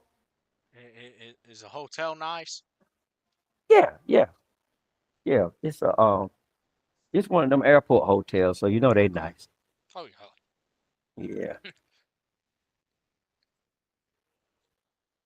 Yeah. It's down here in the lobby, man. I had to walk outside because there was a lot of kids down here playing. I was supposed to say y'all supposed to be in the bed. But I ain't gonna say nothing to nobody. I ain't gonna say nothing to nobody children now. Oh, you can't today. Now they'll be I all. was Why are you talking to my child like that? yeah, but that's why I kind of got out of the coaching thing. But shoot, Because I was they stern with them enjoying kids, man. their last few weeks of summer though before they got to go back to school Oh and give yeah. up them cell phones.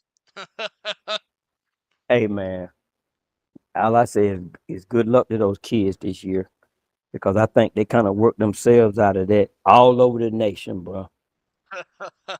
Assaulting these people because they broke the rule and they think they're not supposed to give up that phone if it's supposed to be, if it's prohibited to be out at certain times. So, yep, we'll see how it works this year. I'm gonna be honest with you, man. I think it's gonna get worse before it gets better. About that, I think it's gonna be some kids that just gonna feel like they're entitled, and they're gonna be willing to put it all on the line to have that phone. That's just my opinion, though, because I've seen this coming, and I tell people all the time, I'm glad I don't have any children in school. My kids to a certain age wouldn't have a cell phone anyway, so they wouldn't. I'm not dealing with that, man, because I'm gonna tell you about me. In my house, I'm gonna be in control. I'm gonna be the influence. The internet would not be influencing my child, not in no negative way. And I know the technology is built so that they can beat my what they call it, the parental. Uh, what's the thing that the parents can put on the device to keep the Parental kids from? locks. Okay, and I heard they can beat those and all of that. So, and so I wouldn't want to get into none of that. I wouldn't want to get into none of that. So I'm just glad. I'm thankful. I got grands and great grands, but I don't even mess with them when they're around me. We don't even mess with them phones. Not like that. They talk to me. We talk. We Oh, have conversations. you gotta talk to me. Yeah, you gotta talk to me. I'm Google. I'm your Google. Ask me some questions. Hey, have you ever hit them with the line? I've done everything but go to prison and die. Not yet. Oh yeah. Oh, but shoot, don't you got some of them that are older though? Oh, now the grandkids. I done told them that. I said, don't think. Granddad ain't never done that. No, you gotta say, look, I've done everything but go to prison and die, and I about went to prison and I'm going to die. I got a couple of them. I'm waiting a few more years. I got one that's gonna be a senior next year in high school. And when he Nah, gets ready, I'm pretty sure he's gonna go to college. He finished in the top 25 in North Carolina in baseball. So so he gonna go to college and play baseball. I don't know, man. He's gonna be a senior this year, man. He's decent in football too. So we're gonna see. That's why we talk about. You might got a little Deion Sanders on your hands. Hey, look, and what make it so bad? They didn't want him to play. What was it? Soccer and football, cause he's decent in soccer too. And he was like, the coach said I can't play. I said, well, let's look at the eligibility and the rules. The only thing you can't do is play the same day in North Carolina. You can't play two different sports in the same day. That's But okay. yeah, you can't play two sports in the same day. Cause see, I ran cross country and played football. And how I got caught was I was almost late to a game because I had ran cross country. I had ran the course. And the coach was going off on me, and I was like, well, just finished the match, you know. And then the next day they called me up front and said, you're gonna have to make up your mind which one you want to play, which one you want to be a part of. I chose football. But going back, I probably would have, if I knew what I know now, I probably would have chose just to run across country and play baseball and tell the football coach he can have that. Because I was undersized anyway. And see, back then, if you wasn't super fast or a little stump, like if you 5'5", if you weighed 145, 150 pounds, you were lightweight, and they wasn't gonna you were gonna have to be an exceptional athlete to get in and run. And that was including basketball too. So I probably should have just ran cross country and played baseball, because baseball size does not matter at all. Baseball, your hand and eye coordination is tight, and you can keep up with the speed. You're gonna pretty much be able to play baseball at a high level.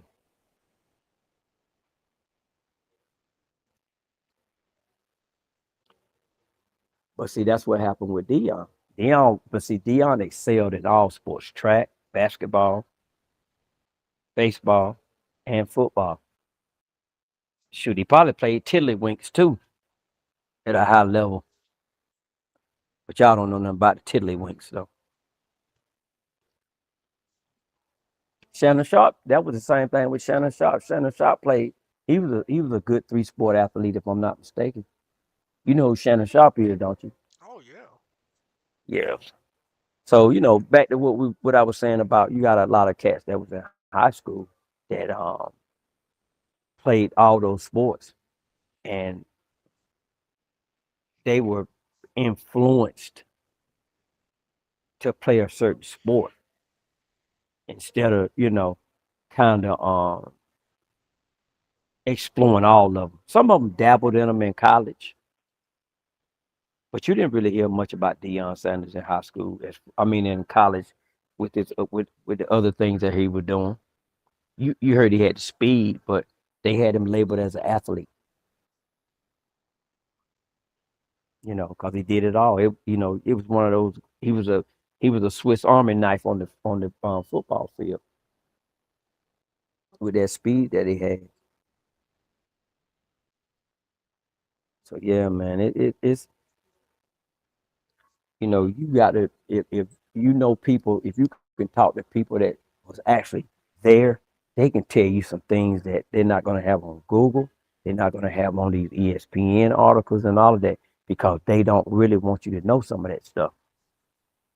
So you having these discussions and you got people like Cowboy coming in, you got cats like me coming in that wasn't in the city, and we got our own little spin on it. Gives a lot of insight to a lot of this stuff.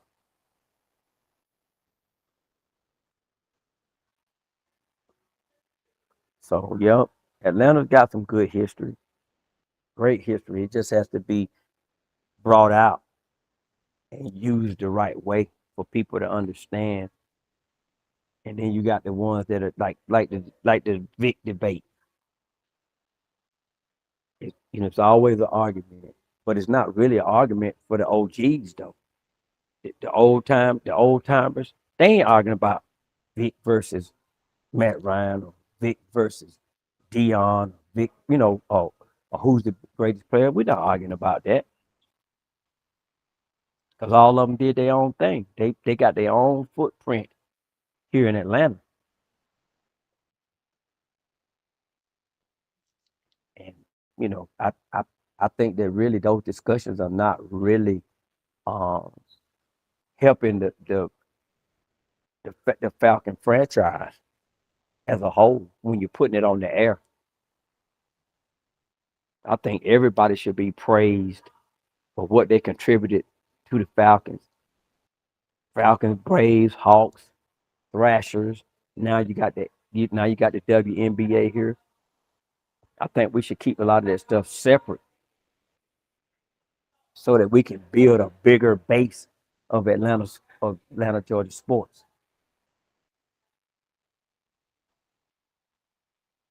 Because it does no good to argue amongst each other about who was the best. It depends on the era. You know, just depend on certain things, man. Certain factors.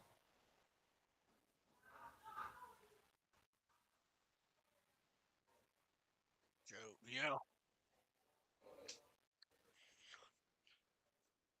yeah, man. But shoot, hey, I'm gonna ask you. Cowboy gets back in here. I'm gonna ask him this question All right. because we got one more Sunday Night Live, Sunday Night Throwback, I guess you could say, before the season starts. It's gonna be the last one. Well, I'm gonna do that. I'm probably try to do this next off season too, though. I do like doing this. And that's why, man, I saved a lot of topics. We didn't talk about the 1998 team. We'll talk about that. Next off season, Yeah. next May, we'll talk about that. But shoot, um, I was gonna ask you though, man, what, what would y'all, Cowboy? You back? I didn't see. I can't see who's on, so I don't know what I need. Hey, Yeah, let me well, go out and come back in. nah, no, no, What's no, going you on, fine. y'all? Oh, Okay. Cowboy, there you go. All right, man. I'm gonna ask y'all what would y'all want to talk about? Cause next week I don't think I'm talking about an era, but it's gonna kind of be a little bit of a debate. Do y'all want to talk about who the greatest team in Atlanta Falcons history was, or who the greatest coach in Atlanta Falcons history was? Uh, I think we already did a greatest team, didn't we? Or did we? No. We have done that. Mm-mm. Oh, okay, okay. But see, Now, you're gonna have to put up a criteria for that hold on. debate. Let's be very clear. None of these teams, the reason you can't have this conversation is because none of these teams have won a Super Bowl. True. So y'all But want to do that, or y'all want to talk about who the greatest coach in this team's history might be? mm, hey, we our shows the shows kind of go pretty long. You can combine it. That's what I was just fixing to say. You can combine it. So Well, but at the same time, I want to give each of them their own spotlight. So I'll probably just do okay, one next week. We'll just talk about one. okay, And you know okay. how we get off topic after a certain time. So we'll just do one next week. So Leaving the Cowboy. y'all want to do greatest team, or y'all want to do greatest coach next week? It don't matter to me. It don't matter, man. I'm You Yeah, I'm it I'm flip don't flip matter. the coin. I'm kind of leaning to okay. I'm leaning towards greatest team. Yeah, I think I'm leaning Mhm. towards greatest team. Okay, okay. Okay. So we'll talk about who we think the greatest team in Atlanta Falcons history is next week. I'm gonna be honest. I think there's several teams that could be in contention for that. But it's just a lot. I'll just go ahead and say this. A lot of people might think it's one team. I guess because of a little bit of recency bias, but at the Yeah, same time, the Falcons. Even though the Falcons have had a lot of struggle, they've still had some very good teams throughout their history. So we can. yeah. That's why I was saying like combine it because arguably one of the best teams that we've had has come at the hands of failure at coaching. So that's why I was thinking to do like have a combination of the two. But I see what you're saying about giving each side topic its own spotlight. Oh yeah, because I mean, look, we're just talking about a single team. We Yeah, when you talk about these coaches, you're talking about a body of work they put together over a course of X amount of seasons. right, right. Yeah, you could. I mean, that'll be a good topic. I mean, each one of us choose your team, and Well, then no, we can just talk we about it. discuss it. We Yeah, can just talk about it. There's teams to choose from, but that's for next Sunday night, right, right, and we right. hope Well, y'all come well, in and hit the link on that one. well. Yeah, If you look, once you hit it, see, Cowboy trying to cut through the chase on that. Cause once you pick your team, you better be ready. You better be ready. Shoot. You better be, ready to defend your team, huh? yeah. You better be ready. Yeah. What he did was he throwing a warning flag. He throwing a warning flag up. Said, look now, It you sounds like come you out here. throwing a warning I'm gonna flag. tell you why. I'm gonna tell you why I did that because Right. you're gonna have some people, and I say some people, I say, like fans, right? Yeah. They're not thinking as far as total team. They're following their athlete because you're gonna have quite a few of them that came in as Michael Vick fans, but they weren't Falcon fans. They were Michael Vick fans. So they're gonna arguably say, "Hey, my team was the best because Michael Vick was that quarterback for that team." So I mean, that's, like you said though, whatever team you choose, stand on it. Yeah. You better be ready now. I see it coming. Yeah. See, one thing about me, I like to have the facts in there. I bring my facts with it and why I chose that team too. So yeah. And one thing I like a good debate too. So don't be afraid to call me out on my team. But like I said, I'm gonna bring the facts with it.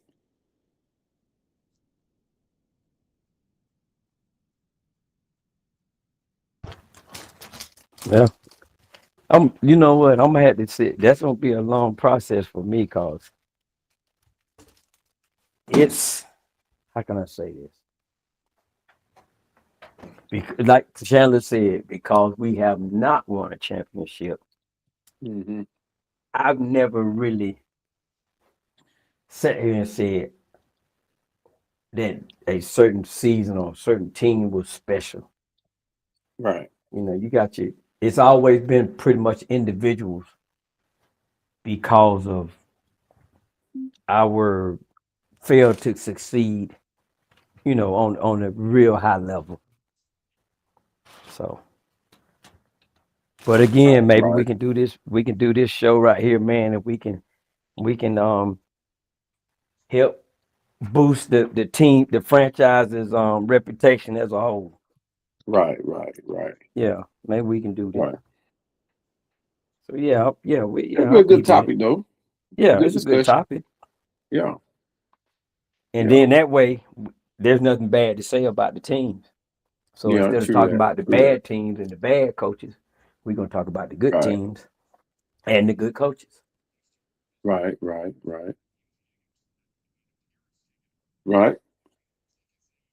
And then after that, I ain't gonna get too far ahead. I'm ready to talk about 2026. Look, I'm gonna start something that nobody has started. And look, I know there's a lot of talk about what we're gonna do as far as record wise, record predictions, season previews. But look, I'm on the fence of saying that the Atlanta Falcons, the 2026 Atlanta Falcons, with Kevin Stefanski, and everybody know how I feel about Kevin Stefanski, will go into NFC conference play in the playoffs. Oh, Not just win the division. Not just win the division. I'm speaking NFC conference play. I'm speaking having to go through not Carolina, San Francisco, having to go through the Rams. Our name will be back on the stage where it's supposed to be. Book it.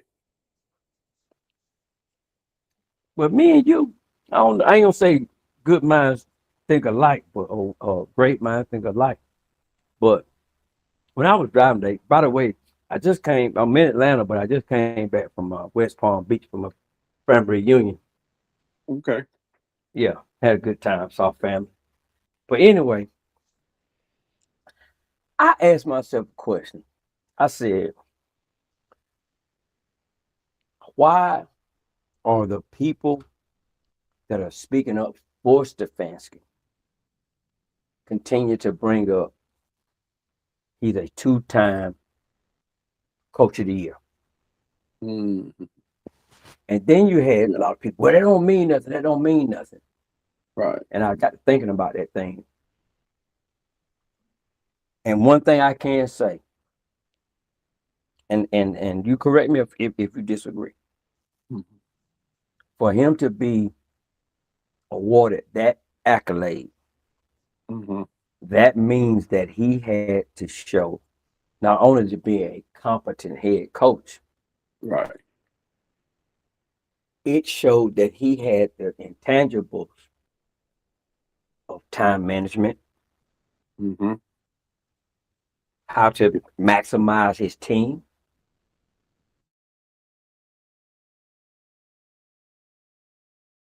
Right. to build on what he had, all of those little things, and some of the things that I'm not even mentioning. So to bring him in, and he's been a two-time head coach of the year. Yeah. That means that the little bitty things that we have been experiencing, we're not going to experience them coming up. Mm. You know, Okay. I'm interested I in agree. seeing how we do the preseason. Right. Are we going to not play the players? Are we going to this competition that everybody talking about? What are they going to do? In my own personal opinion, it ain't no competition. I'm going to tell you, Right. Yeah. the time for competition is running out, bro. Mm-hmm. Especially at the Yeah. quarterback position.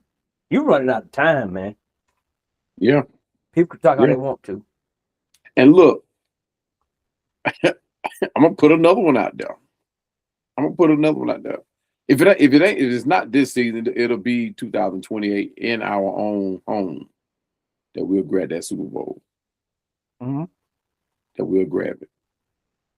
Now, what I like about this season and the head coaching, right? You saw what we got last year. Now we were without a couple of players, but you saw what we had last season, and we still went 8-9 with a buffoonery at head coaching. Okay. With a slight adjustment in the head coaching that we have now, even the slightest. You can say we can win one more game, go 9 games, I gave maybe him 2 10. more. I gave him Yeah. 2 more. Yeah. Well, my record prediction is 12. So Okay. a lot of people saying I'm being a little too optimistic about that. And you saw what we had on defense as far as rookies who's come in and nobody had tape on, nobody knew how to play them, and you saw how they perform. Right. All the players that we have now on 1-year deals, they've never seen play for the Falcons. That they don't have tape on playing defense. Now they have tape on other teams playing in a total different defense. Now our defense is built to play that 12, 13 man personnel. Our defense is built for that. And a lot of the teams in the NFC run that 12, 13 man personnel. So I'm looking at us to have to make more noise next season than we did this past season as far as defense. Now, I do think the defense is going to come from a different area of the team. I think our DBs is going to step up this time. Now, the front is still going to bring the pressure, but I think our DBs are going to step up and get the interceptions. Because of the pressure they're going to be on the quarterbacks. Yeah. Yeah. We're faster, way faster. Now, I didn't look up what the average speed is from 2024. I didn't look at that team. Now, the average speed for this year's team, and I don't put a whole lot into the 40-yard dash. Everybody knows I don't put a whole lot into it because not many times you're going to be running a straight line in the 40-yard dash in the NFL. It's stop and go. Yeah. But for those who like to hear or like to read a lot into the 40-yard dash and speed time, the average speed on our defense is 4.4, guys. The average speed. And that's not including the linemen like Brandon Dorless or the front line. The average speed, and this including the linebackers, inside and outside, edge rushers, cornerbacks, nickels, safeties. The average speed, you take away the lineman, is 4.4. That kind of line, speed, buddy. That's a lot of speed. That's a lot of speed. So I'm looking for that. I'm not looking for them to do anything close to what the Grits Blitz did. Because obviously it's a different game now, but I'm looking for them to get more takeaways than they got last season. Because hopefully they'll be a little more fresher than what they were last season. Because we're able to convert third downs on offense and extend plays and stay on the field and give our defense a breather. But that'll make the other team offensive play different too. That part. Yeah. Facts. Yeah. I mean, I love it. I don't know. I kind of halfway understand a lot of people's lack of optimism, but I don't understand the optimism that they don't bring. Like now, you look at all these other teams that they have changed coaches. They've lost key players. Like Carolina have lost. A lot of people don't know. Carolina have lost 5 defensive players this past draft. Cowboy. They Hold on. lost 5. Well, hold on, Cowboy. I'm gonna tell you. I'm gonna tell you one. I'm gonna tell you one main reason why, at least on my end, there's a lack of optimism as far as how far this team's gonna make it this year. Mm-hmm. When you don't know who your quarterback is going into training camp first, which is the most important position on the team. You're talking about a quarterback competition. Going into training camp, you don't know you don't know who's going to be your quarterback. That Mm-hmm. means it's going to have to be it could potentially be two different offenses for two different guys going Right. into week 1. And God forbid you're carrying a quarterback competition into the preseason. That means there's even less time before week 1 that things are stabilized and set in Mm-hmm. stone. Okay, yeah, sure. They're both thrown to the number ones. But at the end of the day, you're talking about at the same time. Even though okay, they're both lefties, but still, it's two different styles. It will be two different offensive approaches. And at the end of the day, if you cannot even tell me at this point who the quarterback is going to be, and Mm-hmm. especially if you go deep into training camp in the preseason without telling me who the quarterback is going to be, tell me why I should get excited for the start of this season I tell in you terms of exactly why. what this team can do. Okay, tell me. And I looked at the negatives and positives of both players being the starter. And what I came away with, it doesn't even matter. Both of these guys. Now, the only thing that I saw that Penix needed to work with or work on was lightening up his touch on the short throws. That's the only thing I saw. Now, when it comes to coming from up on the center, I'm going to bank that Alex Van Pelt, who's arguably one of the best quarterback coaches in the league, will have Michael Penix ready day one. And what I came away with, it does not matter which one starts. And it's not absolutely a bad thing if Michael Penix is not ready and Tua starts. Actuality, it works out for Michael Penix if he does not start. Why?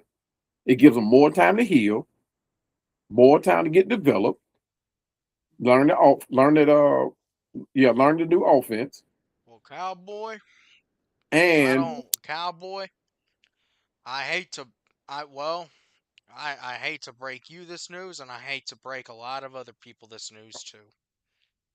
You saying all that, and mm-hmm, this just further solidifies what I'm about to say.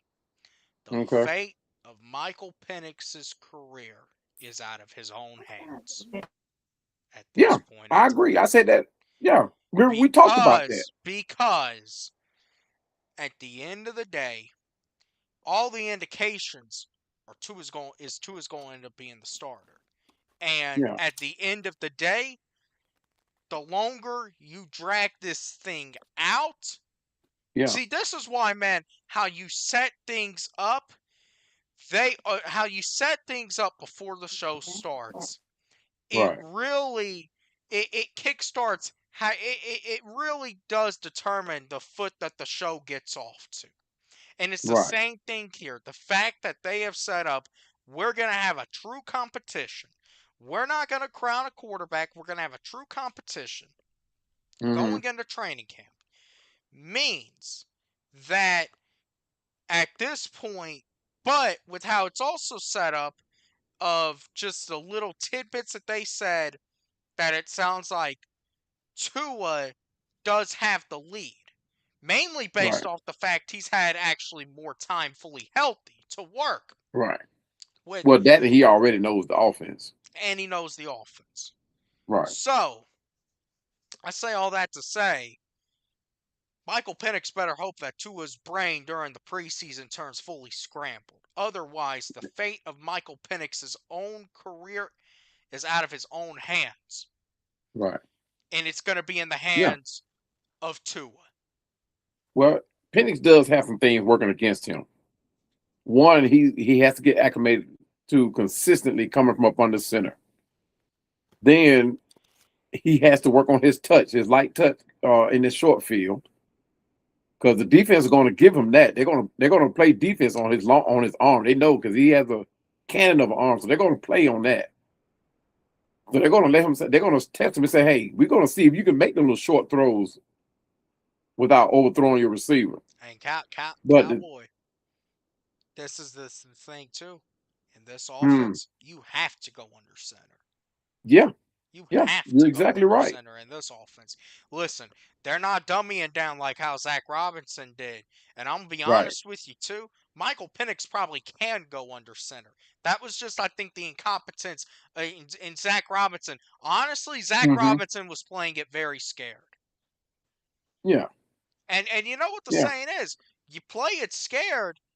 A lot of the times, what you're scared of happening ends up happening. Yeah. Yeah. Yeah. Yeah. But the ultimate thing that I think Michael Penix has working against him, and that's why I said, like, even before this competition even started, that Michael Penix has to absolutely come into this camp firing on all cylinders. He had whether it was Tua or somebody else, he had to have come in here and Well, absolutely blow it up. I mean, in a positive way, because one, he is not of this regime. here's the first They didn't make the decision to question. bring. Here's the first question: is Michael Penix even going to be cleared for training camp? He's already been cleared. They say he cleared the practice. Yeah, He's been he's cleared gonna be for 11 cleared. on 11. He's gonna be Yeah. cleared. He's Okay, gonna be cleared. Yeah. but I mean, if he's not but clear, guess what? If he's not clear, what you just said will be absolutely true. He won't be here. he won't be here. No, He won't be here. and if he ends up on the bench, okay, let's say he does get cleared.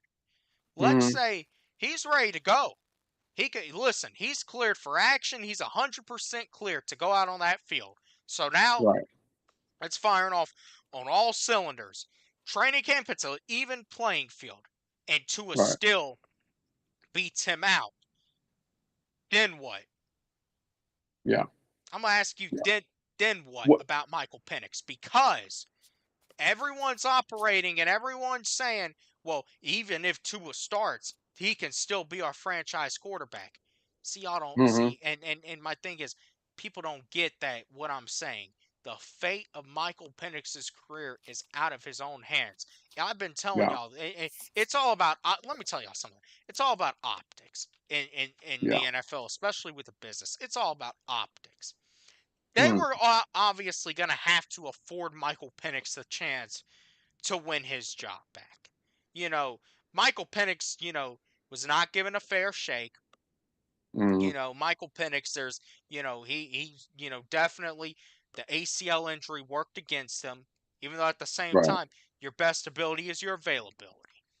Right. But at the end of the day, and I've been saying it all off season, if Tua comes in here and leads this team to the playoffs like you say he can do, Yeah. then at the end of the day, Michael Penix in Atlanta is done. There is Yeah. no reason to keep Michael Yeah. Penix around beyond this year. Right. You certainly do not pick up his fifth-year option. Matter of fact, you put him on the trading block and you see what you can get for him. And another reason I'm very comfortable in saying that is because you're supposed to be developing Jack Strand to be your quarterback too.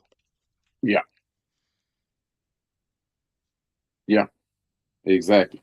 And Cowboy, you got a little perceived faith in Jack Strand at this point, don't you? I absolutely do. I absolutely do. But And Chandler I hate the what fact Chandler that just said makes it a strong case. yeah, yeah. And see, I hate the fact that a lot of people are looking at the fact that he's coming from a Division II school, not taking into account the number of NFL Hall of Famers that have And come from by the smaller way, schools.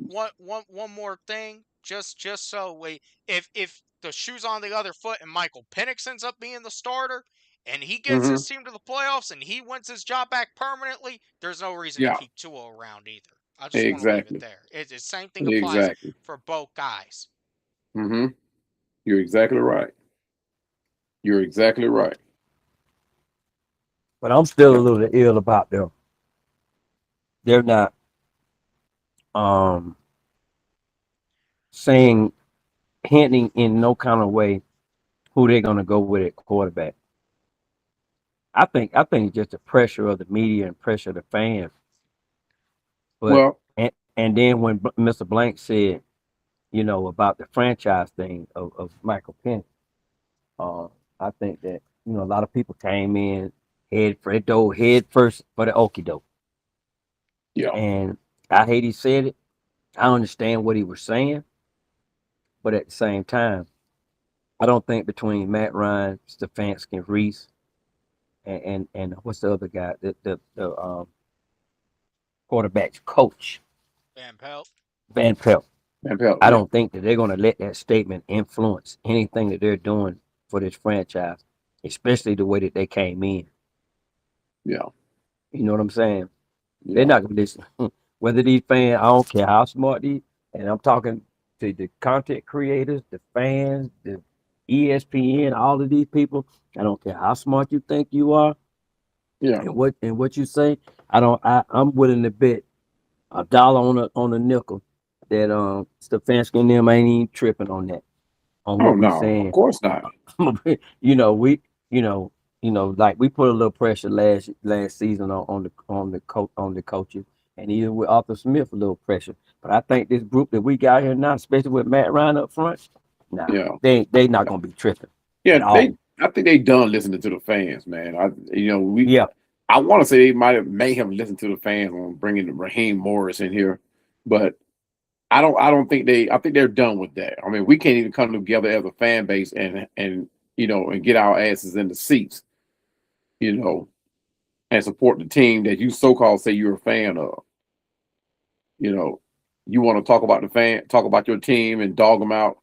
At the very least, you can do is get your butt up there in the 300 seats and cheer on your team. At the very but least. but you know Cowboy. what? But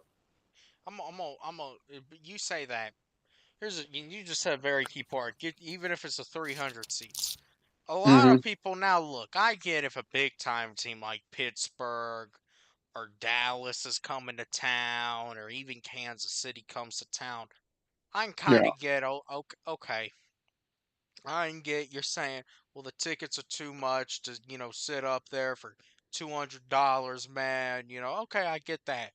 Y'all know yeah, that the cheapest games to go to are the divisional games, and those are going to yeah, be the big games regardless.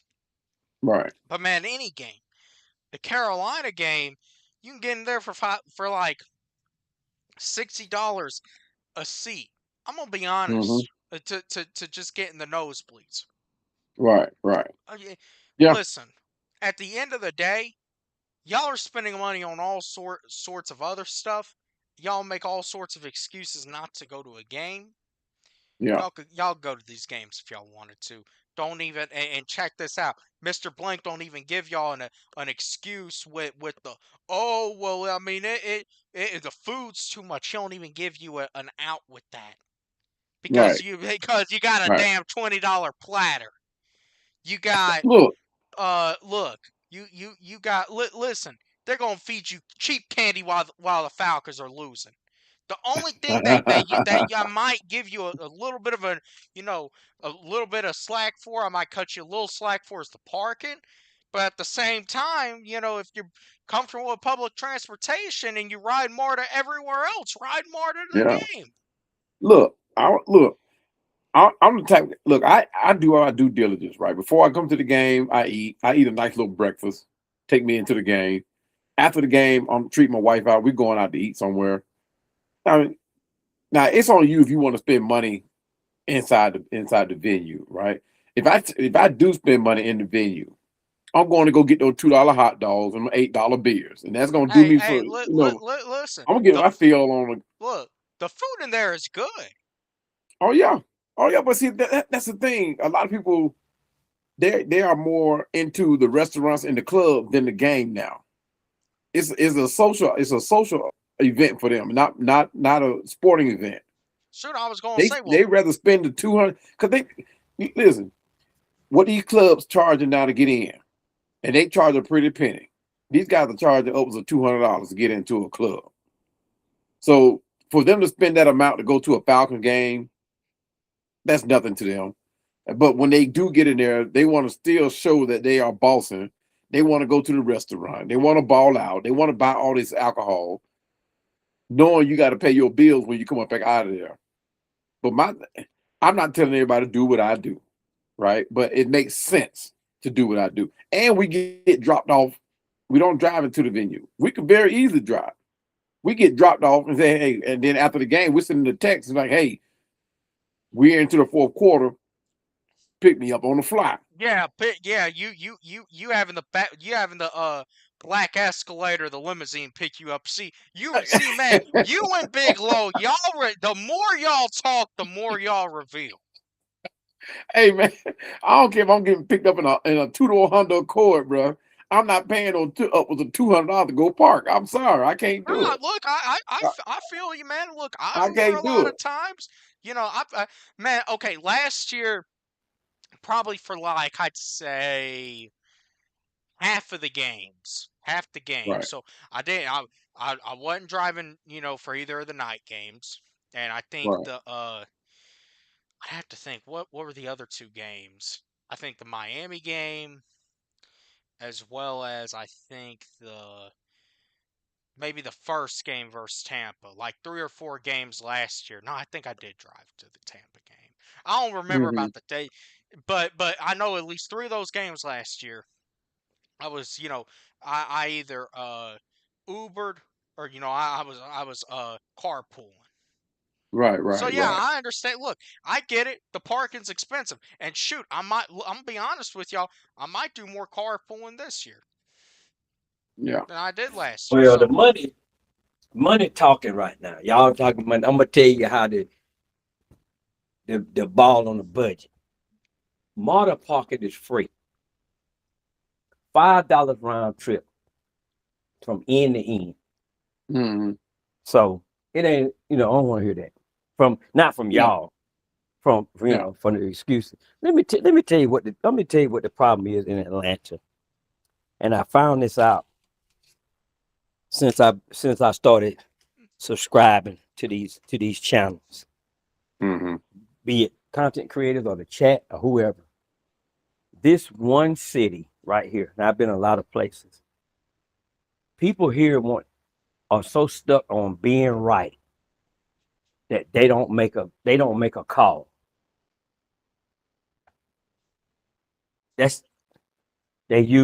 We use catchphrases and other things to deflect from just making a decision and say, you know what, based off of what I see, I think we can win 12 games right now.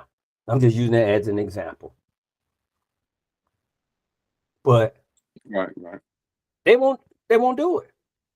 Yeah. That's why when you're on the train, some of the people ask, man, did the Falcons play today? Yeah. Don't even know. Like what? And I said it on other when I hit the link on other place. I used to fall for it. I stopped talking to them. You live in Atlanta and you don't know that that Atlanta Falcons are playing, Right. and you asking me did they play? I got on everything either white, black, or red on my body. On a train full of the same people dressed the same way, and you gonna look at me and ask if we play? Okay, all right. Sometimes I just say, no, I don't know, man. It's just what I put on today. And I'm just saying, man, it's just here. These people just don't want to make a call because they think that if they say, hey man, Michael Penix gonna start. Right. And then you got some other people. They want to argue that point. Or, man, like I said earlier, and I stand on it, Tua did not come to Atlanta not to start. Right. He didn't come to Right. Atlanta on no Right. backup role contract. Right. Right. And I heard a lot of conversation on it. As soon as Mr. Blank said he believes that Penix is the franchise quarterback, boy, they just went. The feeds went crazy, and I'm like, what? Mr. Blank is not coaching no team, and maybe he's talking from just a. And the word believe carries a lot of meanings. Yeah. He didn't say that Penix was going to start this year. He said he believed that Penix can be the franchise player for this franchise. Okay, whatever. But guess what? I still say between Matt Ryan. Remember Matt Ryan was patting Mr. Blank on the knee every time he was talking in that press conference. He would kind of tell him, Right. Mr. Blank, Right. be quiet. Don't say nothing. I got it. I got it. Got it. Got He's it. trying to teach him. He's teaching him how to step back and not be a Don't say no Jerry more. I Jones. got it. I Yeah. got it, bro. Don't say nothing. Don't say nothing. I got it. Because I'm here to tell you. If, like I said earlier, competition time is running out. Yeah. And let me tell you something.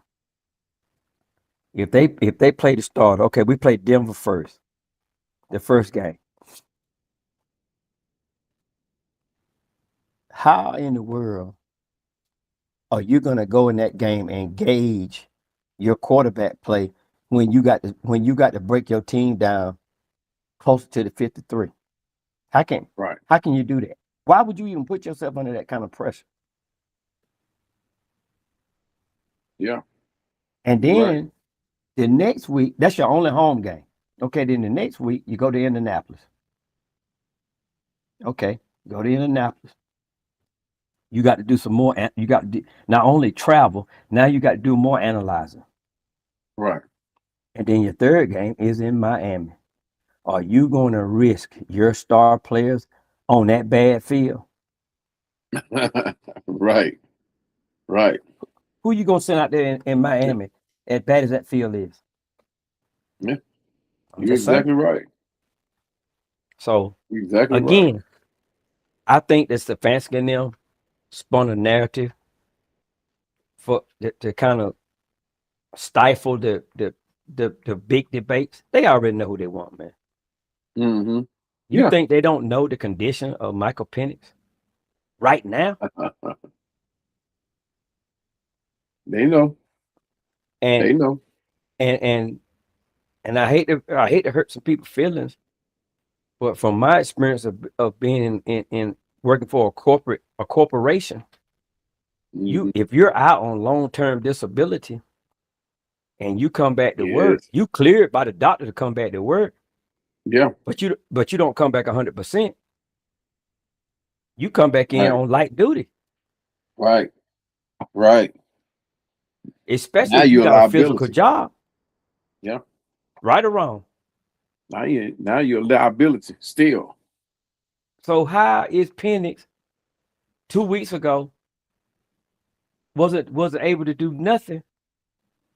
2.5 weeks later, he gonna get out there and compete. Man, man, when you competing for a job, you got to work harder than you do when you get the job. I'm just saying. Shoot, you can't look. You worrying about making mistakes and everything. Shoot. Once you get the job, you be like, all right, man, I'm gonna try this throw. I'm gonna try to make this throw. I'm starting. Ain't nobody gonna do nothing. Well, now you know Tua sitting over there looking. Mm-hmm. Yeah. Man, I can't try. That window too small for me to throw this thing in. Yeah. You know what I'm saying? Now, up until go ahead, I'm sorry.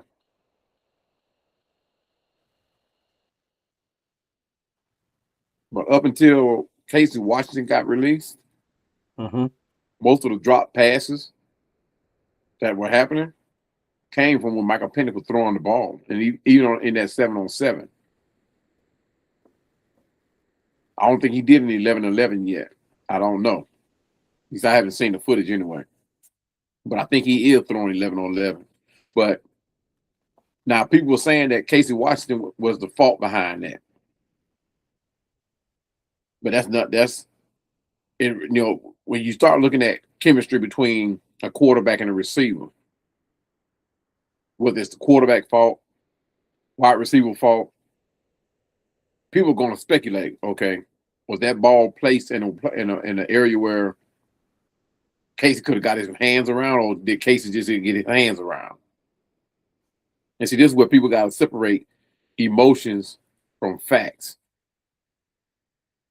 right? And with this quarterback competition, there's a lot of emotions involved in it. A lot of emotions. Exactly. A lot of emotions. First round pick. They're not gonna get rid of no first round pick. Still want to bet on it. Look what the Hawks just did. Look what the Hawks just did. See ya. Yeah. But and the thing it is, Sure, like with me, I love Michael. And just like how they just got Zach out today, Michael Penix, same thing about to happen to him. Yeah, exactly right. And see, me, I know how good Michael Penix is, but you're talking about a quarterback that has surgery on the most vital parts of what a quarterback needs to be successful. His shoulders, his legs, his knees. Now, we're not playing for just for the day. We're looking at our future too. How long do Michael Penix, even though he's young, how long will his body hold up going down into the future 4 years from now? If he's still here, is he going to be able to sustain that? Cowboy, you just made an amazing point.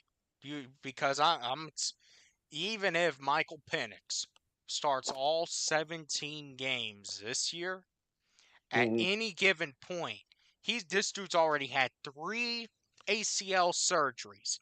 Check this out. Do y'all, Cowboy? Do you remember the pitcher for the Braves, Soroka, and what happened? Great. You remember Soroka? I don't remember. I vaguely.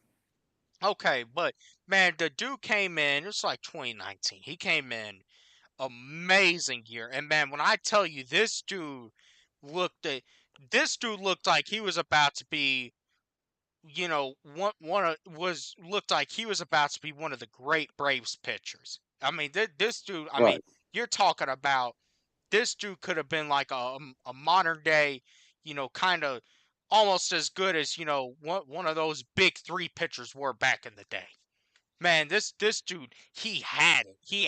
I think, he had swing and miss stuff. He had the goods. But and then obviously, in 2020 the season was shortened to like 60 games. So like the first week of the season, this dude was on the mound in like his second start, and he broke his leg. Wow. Now check this out. And he had to I think he broke his leg, and I think they might have said he tore his ACL too. He ended up having to get surgery. He was rehabbing.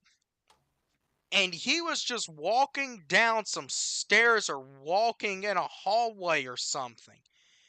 And he just, I guess, twisted his leg the wrong way and re-injured himself. I think re-tore his ACL that he had just had repaired.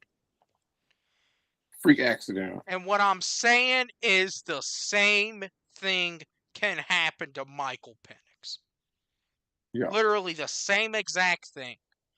If you go and you take a look, and listen, everyone knows I was a huge Penix believer.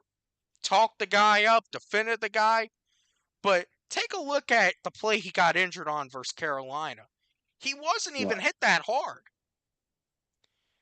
Listen, Matt Ryan used to get hit 10 times as harder in the knees, and he get right back up for the next play. This dude wasn't even hit that hard.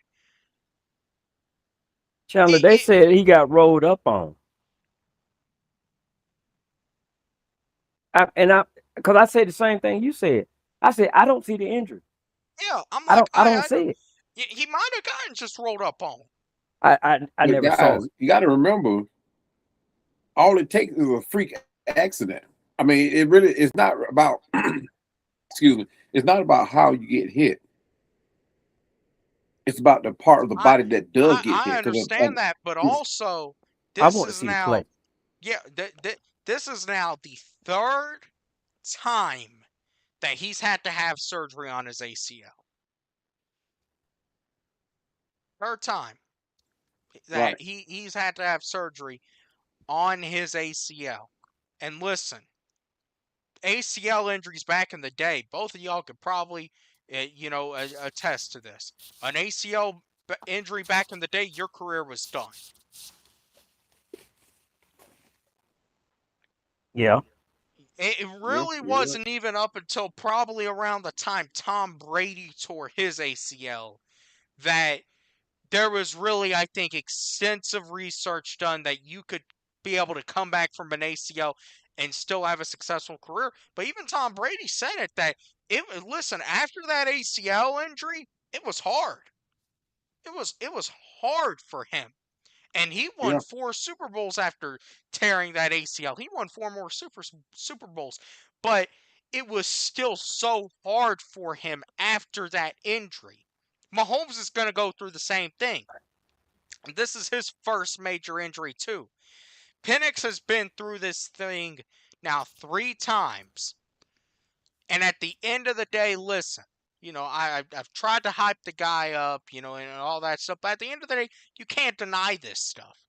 At the end of the day, man, this dude is at risk and is at a higher risk than maybe almost anyone that I have ever seen with 3 ACL surgeries.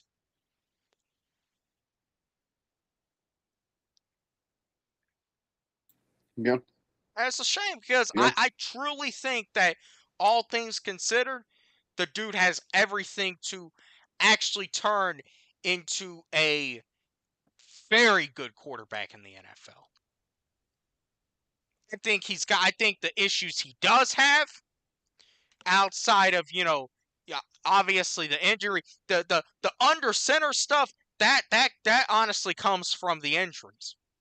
The accuracy, if you put him with a good quarterback coach, that can be fixed. We've seen it. Right. That can be fixed. You're talking about a dude who has all the talent, and man, and I mean we saw flashes of it. But the thing is what people don't realize. This is what has put him behind the 8 ball so far in entering training camp, and it's going to put him behind the 8 ball to enter the season. And honestly, his only hope is either Tua stinks it up so bad in like the first 7 weeks, or Tua's brain ends up getting scrambled at some point again. Yeah. Because I mean, now look, one more blow to Tua's brain. I mean, he's already been suggested by a doctor to retire. Well, here's the thing, Chandler. I don't think I don't think it's going to be an issue for us, and I say that because even after his series of concussions, it wasn't like he hadn't been hit. He didn't have the best line in Miami. He How was many hit and sacks they hit took hard. last season? Yeah, especially last season. He was hit hard and hit often. So I'm not saying that he's healed or immune to it, but we have a better offensive line, far better offensive line than we I'm give it I'm credit I'm for. I'm not going to argue with that, and you didn't and you did not let me finish though. You didn't let me finish Come because on. honestly, at the end of the day, though, if you're asking me, well, these are the two things. I'm not comfortable with either of them. I'm gonna be honest with you because I don't care what anyone says. This is the Falcons, and the Falcons have always had bad luck. we've always had bad luck. But if you're telling me just from that standpoint which one I'm going to go with, I'm Right. going to look at it as well, just like you said, though, with how this team operates. This team goes through, the offense goes through Bijan. It goes through the running game, along with the fact that, you know, that's something with the quarterback getting hit and beat up. That is something that honestly the offensive line has a lot to do with. That's something that can be prevented. Right. Michael Penix having another freak ACL tear, that's something that you can only do so much to prevent that. And really, the only thing that you can do to ultimately prevent it is you make him wear some sort of brace and you pray to God every time he steps out on that field. Now Tom Brady wore some serious braces. Yeah. Now he did But now. and check this out though, but he only had one ACL surgery. This dude's had 3. Well, I'm gonna be honest with you. I would have never drafted with them tears. I'm sorry. Well, you got the former regime to thank for that. Yeah. Ain't no way on God's green earth I'm getting that much damaged goods in the first round. I'm sorry. Somebody else would have had to get it. And then you turn around and get injured again. Hello. With a top 10 No pick. way. Yeah. No way. Yeah. That just but I don't, I kind of hold my tongue to a certain extent. But when they draft me, I said, man, that's crazy. Yeah. This guy done went down twice. Yeah. And that just shows too that the scout team, and that's why Arthur Blank went through this thing with a fine tooth comb. That's why he hired that consulting firm. Because he went through this organization all the way down to the towel boy. I mean, I know he didn't literally get rid of no towel boy, but that's how he went through. Look, they might have looked at him. They might. They said, "Look, man, you got a towel boy over there folding them towels up left to right. You need to go get one that's gonna fold it right to left." You know what I mean? And that's why Arthur now has his son as part of the scout team. I know a lot of people didn't know that. His son now is part of the scout team. I forgot that they created a position for him too. So what goes on now in the organization, there's not nothing that's, you're going to be able to fart and Arthur Blank won't know about it. And you can rest assured that what you guys were just talking about, not picking a quarterback and waiting, because you had a guy here. Kirk Cousins was dialed in. Now people may question, his ability to get us back into the playoffs, but you had a guy here. But you ruined his mindset because, truthfully, I believe Cousins got petty. He got real petty after he found out that we chose another quarterback. And look, athletes get, they feel some kind of way.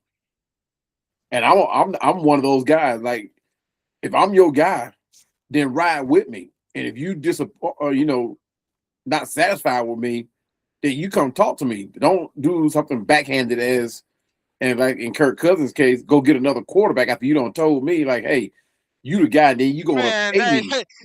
They called this dude up when he was at the draft party and told him. Yeah, $180 million when I could have got 200 from you. Yeah. But at the same time, man, look. I mean, he said it. I had no reason to leave Minnesota. The only reason he left Minnesota is because they weren't going to give him the money, and Minnesota was going to do the same thing, and they did. But Minnesota was honest with him at least about it, and that is good business. And if I guarantee, if he would have known the Falcons would have done the same thing, he would have taken a little less money and stayed up in Minnesota, especially if he knew how J.J. McCarthy was going to pan out. Exactly. Because I guarantee you that this dude, man, he would have been. I'm telling y'all right now, Minnesota regrets getting rid of Sam Darnold. J.J. McCarthy probably never even sees the field Yeah, if Kirk Cousins is still there. yeah, yeah, absolutely. I even I agree. mentioned that I wish they could work something out with Kirk Cousins. Just talk to him and see how he feel or whatever, and say, hey man, look, Oh, we it was already done. You didn't see the John Gruden interview? no. Yeah, Kirk Cousins already sat down with him. Oh, Now okay, he didn't name cool. names. He didn't name names, but he did tell you the situation. Now, as far as Terry Fontenot choosing Michael Penix and adding his son to the scout team, the scout team didn't do their due diligence, because had they waited, not chose Penix and waited, we would have had our field at quarterbacks in last draft and upcoming draft. Upcoming draft is going to be a monster. Even better quarterback than they had last season, in my opinion. There are some quarterbacks right now that are sitting third and fourth string on some team that could be our second developmental type quarterback. Halen Green, he could have been very easily a great developmental quarterback. But Jack Strand, oh, that's about the most due diligence that they did for themselves. They did themselves a service with that guy. They did themselves a service. Look, I can't wait to see this guy in preseason. Yeah, If he does anything less than what I expect, I will be shocked. And if I'm wrong, I'll put my foot in my mouth. But I don't think I'm wrong at all. you're not gonna be wrong. That dude, man, this was. Did he do 4 years in college? I think he did. Yeah, I think he did. Yeah. That And was a look, calculated people move, saying man. That dude invested in himself, bro. he did. He He did. invested in himself, And man. and people were saying, well, he came from a Division II school. Man, shoot. Yeah, but he turned down 4 Division I schools. Man, that guy came from a wing T offense in high school, and he didn't ride his ego and went D1. He knew he needed to go somewhere where he wasn't going to have that true pressure, where he can work Yeah, on his passing skills. He ran a wing T, yeah, and those that don't know what a wing T is, go to YouTube and look it up. yeah, He may throw 5 times a game at yeah. most. So The for him to school that turn out to be the kind of quarterback he did, yeah, uh, dude, the guy is I'm not gonna say he's the Tom Brady. I'm not gonna say that. But with the right development, the right time in the saddle, I could very easily see this guy coming in, actually being a number 2 for us. I can see that. And I know a lot of people say, well, that's saying a lot. And let's be very clear. The chances are he probably never is even going to start a game in the NFL. Right. Those are Right. the chances. However, still, it's the thing about, man. Check this out. Backup quarterback in the NFL is probably the most lucrative job you can have if you can become a career-long backup. That's why, man, Matt Schaub had Matt Schaub, even after, even before he went to Houston and after he went to Houston, man. And Matt Schaub was honestly the type of guy that, if he really wanted to, I mean, we saw with a 44-year-old Philip Rivers, man, and Matt Schaub, he was on the team till he was what, like 38, 39? Yeah. I mean, Matt Schaub is a type that if he really wanted to, he could have went somewhere like Jacksonville, or he could have went to the Jets late in his career, and he probably could have been the starter there, honestly, for a little bit. But he decided no. And even though the Falcons weren't a lot better, you know what? I'm behind it. I mean, he had to start one game for us, and in that one game, I remember, man, I'm like, I don't even know what this is going to be. I'm sure OG was probably there for it. He went in and he dropped at that nearly Seattle five. game. Yeah, he dropped nearly 500 yards on Seattle. Man, he was sitting back there like he was just reading. He was just tossing that thing. He was running it like nothing. Yeah, I Shoot. was there. Yeah. So look, man. That's the thing. But Matt Schaub, he had one of the easiest jobs. He was still getting paid $2 million a year. He was getting paid to be a backup. He, outside of that one game, he did not really have to do anything, and that was that.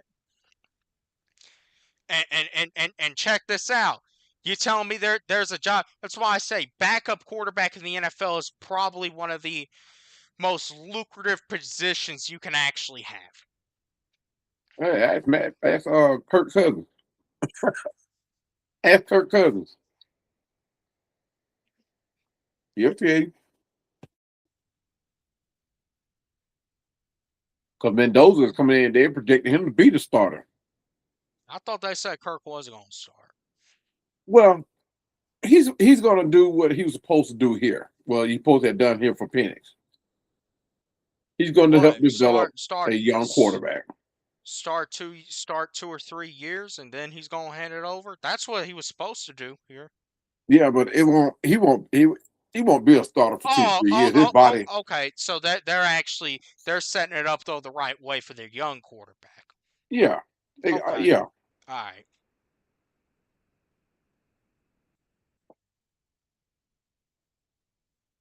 Yeah. Shoot, man. But yeah, look, I mean, see that's the thing though. And see, even if Michael Penix, the thing is, despite the injury history Michael Penix has, even still with the talent, he ends up going to a solid team. He could end up being a solid backup, making some He solid could. money still. Yeah. And I I hate think of saying it. Penix. When I think of Penix, you know who comes to mind? And Penix cannot play wide receiver whatsoever. I already know this. But you know who comes to mind when I think of Penix as a quarterback? You remember Cordell Stewart? Yeah. A very talented guy at the quarterback position. But he can't get quite over the hump, or couldn't get quite over the hump. Now, I'm not saying Penix can't do it, won't do it, can't do it, but from what I'm looking at as far as his injuries, what he has working against him, like I said, he had to come through camp absolutely firing on all cylinders. Firing. I mean, absolutely firing in order for Tua to take a back seat. I just don't see Tua taking a back seat to Michael Penix. He's not going to do it. I don't care he didn't how come here athletic for he that. is. Yeah. I just Hey, don't look, see it. I said this about Kyle Pitts and Michael Penix. Mm-hmm. These guys, and people make excuses. I don't take excuses. Yeah. It either works or it don't. Mm-hmm. No matter, they had different quarterbacks and you had bad coaching and all of that. That's called the luck of the draw. Right. That's called being a victim of circumstances. There you go. And sometimes those circumstances work for you. Sometimes those circumstances work against you. And right. I think that for me, with Penix and Pitts, the circumstances worked against them. Yeah, I think sure. both of them are getting a break. I think they're getting a break because of the process, process or potential. But Yeah. I think this is a do or die season for both of them. Yeah, for sure. Yeah. You see, like me, I wasn't now from the look outside looking in. For Pitts to get that contract that he got, I didn't like it. I'm going to say that right now. I did not like it. I did not like it. Of course you did. Neither did I. And people, and ever since he signed that contract, Now, see, people were pushing the narrative. Penix needs to get paid. He's a very good tight end. He creates a dynamic for the Falcons. They were pushing all that hype. But once he signed that contract, we gave him that contract, then everybody was coming out of the woodwork saying he's coming off a contract season. That's all what they were talking about. And see, people will push that narrative as long as it fit what the masses are saying and not looking at the big total picture. See, it's always been a narrative where someone's having a somewhat Hall of Fame season or All-Star season on a contract year. They sign, get the big dollars, and then the next following season, 2 seasons, you don't hear from them. They get substandard play from them, if any at all. Luckily, though, we have Austin Hooper, Charlie Warner, Joshua Simon, and what people fail to realize too, we actually have a Super Bowl tackle eligible type receiver in Juan, who we got from the Chiefs. This guy has 3 touchdowns because he checked into the game tackle eligible. So we have I ain't gonna say he's a weapon. I'm not gonna say we're gonna use him like that. But if it came down to it, he got hands like that. Wow, I didn't know that. So we got weapons that's gonna benefit Tua. We got weapons that's gonna benefit Tua. And I say Tua outside of Penix because most of these weapons are beneficial because of the short game, the area where Penix needs to work on. So if a situation comes where it's 4th and short, 3rd and short, and it may seem like we got to run, we can opt to pass with it playing in that 12, 13-man personnel.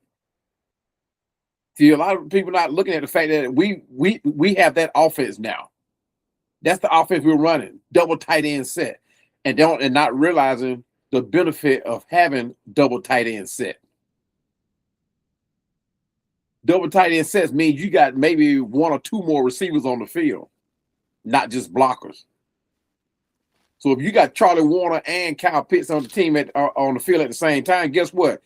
You got 2 more receivers. So somebody else gonna have to get it, gonna go into coverage potentially. Yeah, exactly. Okay. Exactly. Now I can't remember how a lot of I ain't gonna say like especially in our division, any of these defenses are set up to cover or challenge or stop 12, 13-man personnel, especially the Carolina Panthers, because they lost 5 guys on defense. And how they think they still relevant, I don't know, because they think Brittle Bright for some reason is the next coming. But New Orleans, I'm not worried about. Carolina, I'm not worried about. Tampa Bay, I'm 50-50 on that. We may split with them, maybe. But I'm not worried about nobody else in the division. That's why I'm saying we guard going. You're not worried past about Carolina? I am not worried about Carolina. Wow. No, sir. I am not worried about Brittle Bryce. Bryce No, got sir. our number though. True, you need to be And I'm gonna worried tell about you that why. dude. No, I'm gonna tell you why. Because we, and when I say we, I mean the Falcons organization, not the players. The Falcons organization didn't do their due diligence in preparing this team for last season. And I say last season, not just Carolina game. Last season. So We saw Raheem Morris at the camp. We saw him. We saw him just walking around with his arms folded. Like he got all the answers in the world. We saw that. But we rolled with Raheem thinking he still had the plan. You look at any other head coach in the NFL and their demeanor in camp, what they do in camp, they're not walking through there like they got all the answers in the world. You guys saw how Jeff Albrecht now, when he was challenging his defense, he stepped in and became a tight end. He challenging his linebackers. He ran a route. Jeff Albrecht, old man Jeff Albrecht, ran a route to challenge his linebackers in coverage. That's what real coaches do.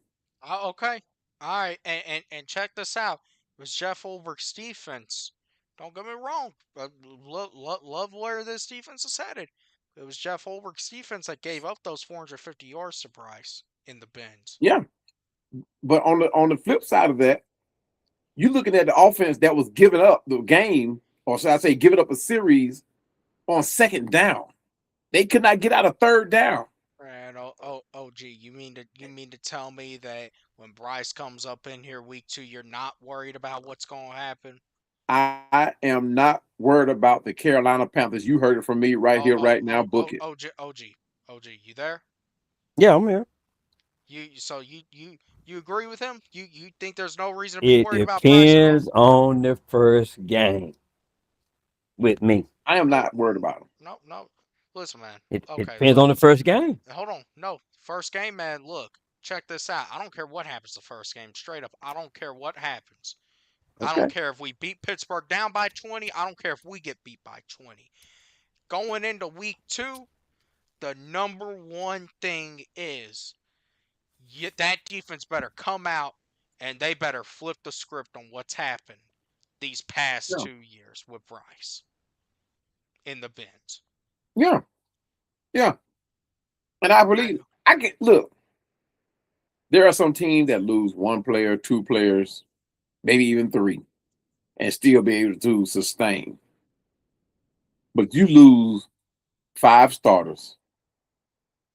That's And how if I'm many not mistaken, they weren't all DBs. I have to look at. That's how many But Carolina lost on offense or defense? defense. On their defense. Okay, but see, And it's I their don't offense see that's been this killing defense. us. Huh? It's their offense that's been killing us. Yeah. Their offense. Meaning they were killing our defense. Yeah, you're right. But Yeah. I ride, So, and it's not like I'm not holding the players accountable, right? It's not like I'm not doing that. But when your team comes in, you playing a division rival that you've been comfortably winning against. Comfortably. It's not like Carolina is this high-powered offense. It's not like Carolina has like, and how we know this, because of how the season ended. It's not like Carolina couldn't be beat, but it came down to whether or not your team was prepared for what Carolina was bringing. And our team was not prepared at all. And I'm not saying it just for Carolina. It was for the whole season. Yeah, Big Will was big on that last year. Yeah, shout out to Big Will.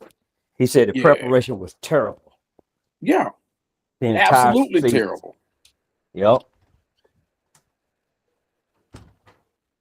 And the way you prepare yourself, it starts in preseason. If you don't have your team together watching them in preseason, you don't know what you have on the field. I could care less who has the Pro Bowl status.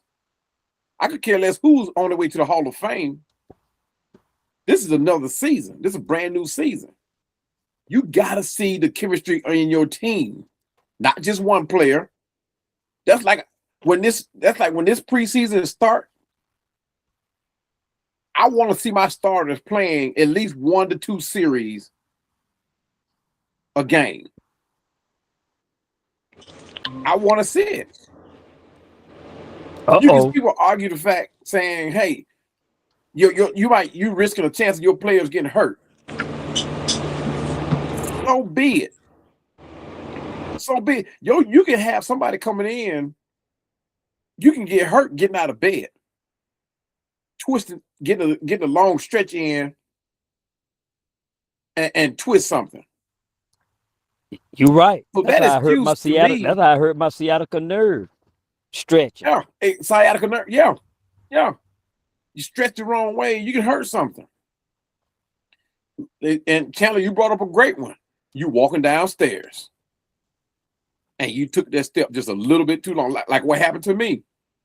I'm walking down the stairs, didn't see my Maltese laying on the stairs. You can't prevent the injury. You cannot. If an injury happens, it's going to happen. But I would rather see my chemistry in my starters, knowing what I have going into the season. See, there was no way in the world that Raheem Morris knew what he had going into the season. He didn't play his starters at all. You're not going to see the same energy in camp that you see in a preseason game. You're definitely not going to see the same energy in the preseason game that you see in an opening game and once the season starts. So at any opportunity, as a head coach, I want to see where I stand and what my team looks like as a one unit on the field. You remember the 2016 Super Bowl team? Dan Reeves? Yeah. Those starters played a full quarter every preseason game. In those times we were playing 4 preseason games. They played a whole quarter. And I think the last 2 games they played the whole half. And like I said, you gonna let them boys go to Miami and play? Look, this is a different time. Yeah. Different players. But look, they can't dictate the field you play on, because Miami's not the only team that has a bad field. Yeah, Miami probably has one of the worst. I'm talking about as far as the quarterback play. You talking about a competition. Now, look, if in the first 2 preseason games, I want to see my starters. Going down to Miami, I'll say maybe I'll sit my starters. I want to see what I got in a young guy. But by that time, you already pretty much know, like Chandler was talking about earlier, pretty much know who you want here. Right. You know what I mean? Because no player is going to make up your mind in two series or in our case, the last 2 preseason games with 6 quarters of football. You're not going to make up my mind to say, okay, I changed my mind. I want to go with somebody else. By the time you hit preseason games, you're already checking off who you want. That just helping you to solidify who you're looking at. Because if you go in there, you're saying, okay, I got Harold Perkins at this spot right here. I'm going to watch him for this preseason, the preseason workouts. I want to see what his upside is. Is he going to be able to remain injury free? Is he consistent through these quarters that he is playing? And then all of a sudden you get a no-name player that comes in that you have not been watching, who like, and he just all out having a ball game. He's not going to take the place of Harold Perkins. And I'll give you a perfect example. And I'm going to stop and let you bring in CPG. What's going on, CPG? Maybe he stayed away for a little bit. But I'm going to give you a perfect example. My bad. What's up, man? Oh, no, chilling, man. Getting some football insight. That's all. But yeah, I'm just listening to y'all. Example. Natron Means. Remember what he was doing? I mean, Natron Brooks. The Joker had 27 tackles by himself. 27 in one game, one preseason game, 27 tackles. Now, if you didn't know football and that's all you went on was what he did in that one game, you were presuming he would be the starter. But he's nowhere close. As far as the decision the coaches would make made. Michael Hughes and D. Alford both started over him. Even though he played nickel, they both started over him. So I'm not going to let like one heroic moment decide. Oh my goodness, did you see that? Did you see that play? Oh no, he's my starter now. So going into the preseason games, man, you want to see what your starters got. You want to see how your coaches are handling your starters. You want to see how your starters are responding. Not only that, but the preseason is the best time to try to work out how you want to do rotations during the season. Exactly. And how can you do that if you do not play them? I can understand you holding out. So let's just say if they chose to and I don't see it happening because I don't see Drake London saying, okay, I want to sit out. But if you wanted to sit somebody like a Drake London or Bijan, then I say, okay. But even then, I wouldn't want to see it. And we need more receivers. In my book, I think we need 1 or 2 more receivers. Not flashy receivers, but I'm talking about as far as performance-wise. Well, we're notorious for letting some of our players just get lost in the wash, man.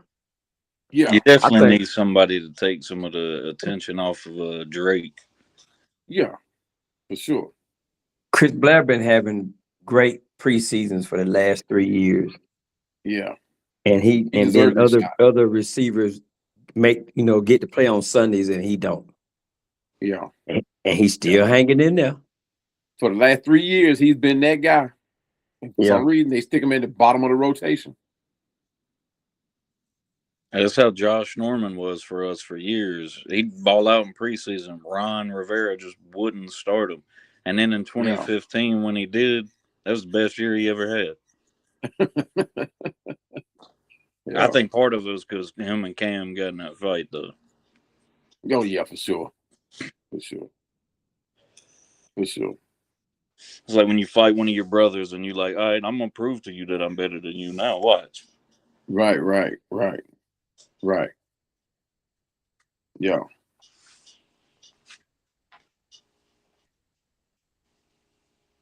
But I just think that, and I hope Kevin Stefanski is not that type of coach, especially being a new coach coming in. You want to see every opportunity you can with your starting unit. You want to see it. Are they consistent? Have they developed? I'm glad you said that because I know for us, I've been harping on it all off season. Like, please let the starters get some snaps this preseason. Yeah. That's why we come out slow every year, bro, because they don't play till week 1. Yeah.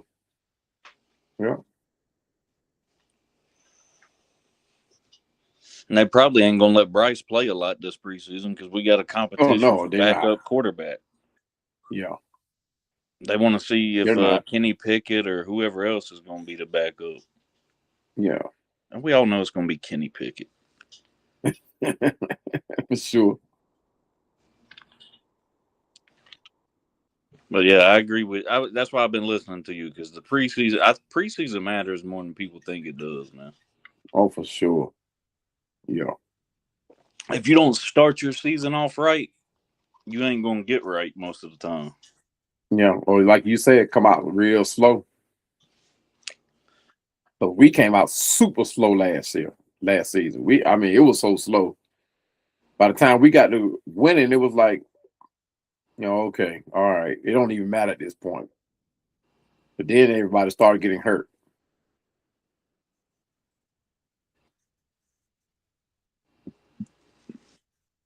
And injuries suck, man, because they ain't, like you said, there ain't nothing you can do about it, man. A few months ago, I was just walking at work, and I just misstepped somewhere and busted my knee out of hell. Yeah. Wow. It don't take much. All you gotta do is just plant your foot the wrong way walking, and you get hurt. Exactly.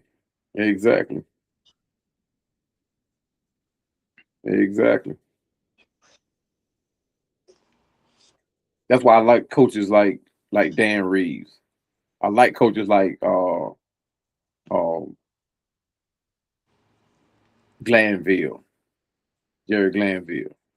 Some hard-nosed coaches that they adjusted with the times, but they didn't get away from the old school. You know what's crazy? What was it? A few weeks ago when y'all was talking about Jerry Glanville? Yeah. I think a couple days after that, I was watching YouTube and I got a video pop up from Raw Room where they had some dude on there talking about him, and I was like, "That's crazy, bro." It's like YouTube knows. Yeah. Oh, they listen to the conversation. They listen to the conversation. Because I If was they like, don't I do get anything else, recommended they some read the Falcon script. shit about Glanville, and right after I hear y'all listen to y'all talk about it. Yeah. Yeah. YouTube, they dissect the scripts now. That's why they make it available, whether you check it off or not. I've seen some weird stuff on here, man. Yeah. Yeah. Like when I said, I swear, anytime I say the Panthers need to do this on my channel, within the next week they do it. I'm Yeah. like, who works for the Panthers that's watching my videos that really takes my opinion to heart like that, bro? Right. But if Every time I say it we need makes to fire a coach or make a trade, they do it. I'm like, I know one of y'all watching. Well, I mean, if somebody is listening objectively, if it makes sense, I mean, you Yeah, would at least consider it. I always You try might not say, to "Oh, be a wait a homer minute, that when I'm makes talking sense." about it. Yeah, I'm just I mean, looking at it football from like sense. what makes the team better. Like you take all your fanhood biases out of it. What can we do to make the Yeah, team better? that's what we were just talking about, separating the emotions from facts. We Yeah, because do there's get some dialed in players on I some like, players. but at the end of the day, they're not going to be that good in the league. Yeah, You know, I mean, like I'd rather we get even if I don't like the guy, if he's a better player, put him in the lineup. yeah. Because y'all like me, I know y'all are. I just want to win a damn Super Bowl before I die, man. Yeah, that part. Yeah. I've always told everybody, so I could die happy. If the Panthers win a Lombardi Trophy, Mm-hmm. I can Yeah. grow old knowing my team. I died with my team being a champion at one point. Yeah. Or twice. It'd be nice, yeah, Once. if it was more than once. Yeah, But I'll once or take twice. once. Yeah. At this point, I'll take once. Yeah, I I don't want mean, to be because like a right now, Browns fan, man. Live and die with the team being trash my whole life. man, good gracious. Good gracious. That's crazy. Yeah. Because, like, for us, man, that's going to be the only thing that gets us out of the shadows of not making a playoff in 10 years or that 28-3 loss in the Super Bowl. That's going to be the only thing that gets us out of that. Because, like, right now, like, especially when I get into a Saints podcast, that's the only thing they got to say. Like, 28-3, 28-3. Yeah, dude, but we still own y'all. But then all the chatter stops. But 28-3, I'm so tired of hearing about that because that's the only thing they got now. I mean, from a division rival standpoint, I'm glad y'all didn't win because I didn't want us to be the last team without a ring. But y'all should have won that game. If you want me to be unbiased, like coaching, them coaching decisions screwed y'all. If you're up multiple touchdowns on Tom Brady, you don't start. Why are you throwing the ball in that one situation where Matt Ryan took the sack when Devontae Foreman's running his ass off? I don't know. Yeah. So just some of the decisions they made there in the second half, I was like, "Are you trying to lose the game?" Obviously. But You and that's got the why game I tell won. people, Just like, run the clock out. just run the clock down. Under 2 minutes. Under 2 And your minutes. running Get back under is 2 minutes. killing it in that game. Hand him the ball. Yeah. And to leave 2 minutes or more for Tom Brady is way too much. Less than 2 minutes is too much. Yeah. When we played him in the way Super too Bowl, it was less than 2 minutes on the clock, and he went down the field and beat us. Yeah. You got to get the thing down to 130 at least. 130. Don't leave nothing on the clock for Tom Brady. Make them burn all their timeouts, and they got to go out of bounds or no huddle all the way down the field. Right. That's like really the only way. Right. Well, for prime Tom Brady, anyway. Yeah. There at the end, I think Tampa's defense was helping him out a lot. Oh yeah.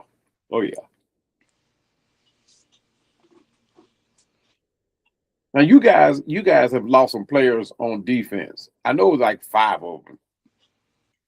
Like you don't remember the name of them, do you? I know we lost DJ Wanham, Christian Roseboom. Who all did we not bring back? It was mostly like second and third string players. Okay. Pretty much all of our starters are coming back this year. Except at linebacker, because instead of Christian Roseboom, we got Devin Lloyd now. Which that's an upgrade. I don't care who you are, that's an upgrade.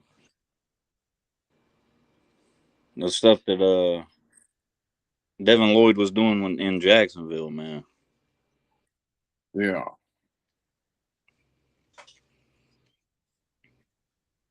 I know I was reading an article on how many players you guys lost on defense, and I think it was like 5 that. I think we lost more offensive players. There was a lot of offensive linemen that went other places. Mm-hmm. And one of the offensive linemen I wanted us to keep went somewhere else. I think he went to Detroit.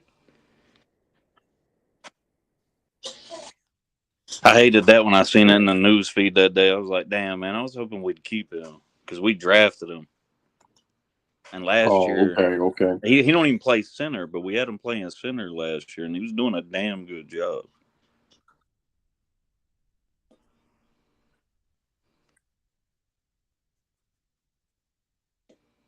Well, the hell is he I'm watching? trying to find that article.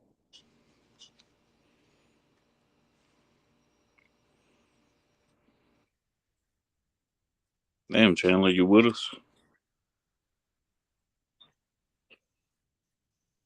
Are you just listening to the stream back? Chandler May went in and fell asleep. He probably did. I heard him say something when I first came in, and he's been quiet ever since. Oh no! And now I see his the volume on his TV has went up.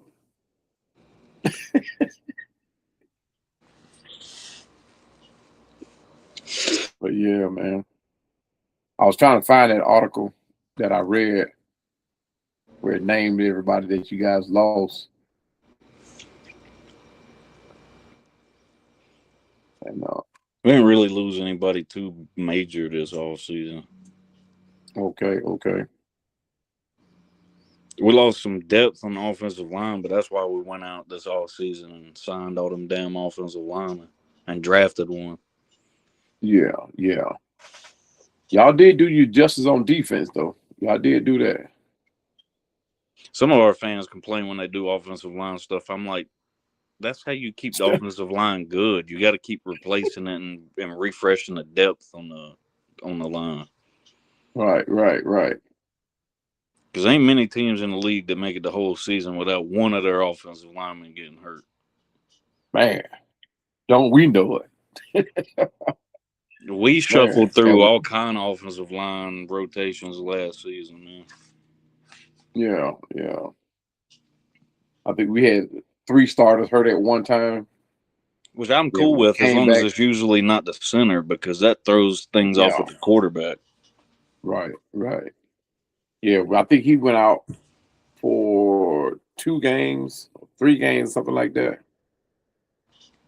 Which didn't matter no way because the quarterback that Cousins and Penix were back and forth, so it really didn't matter.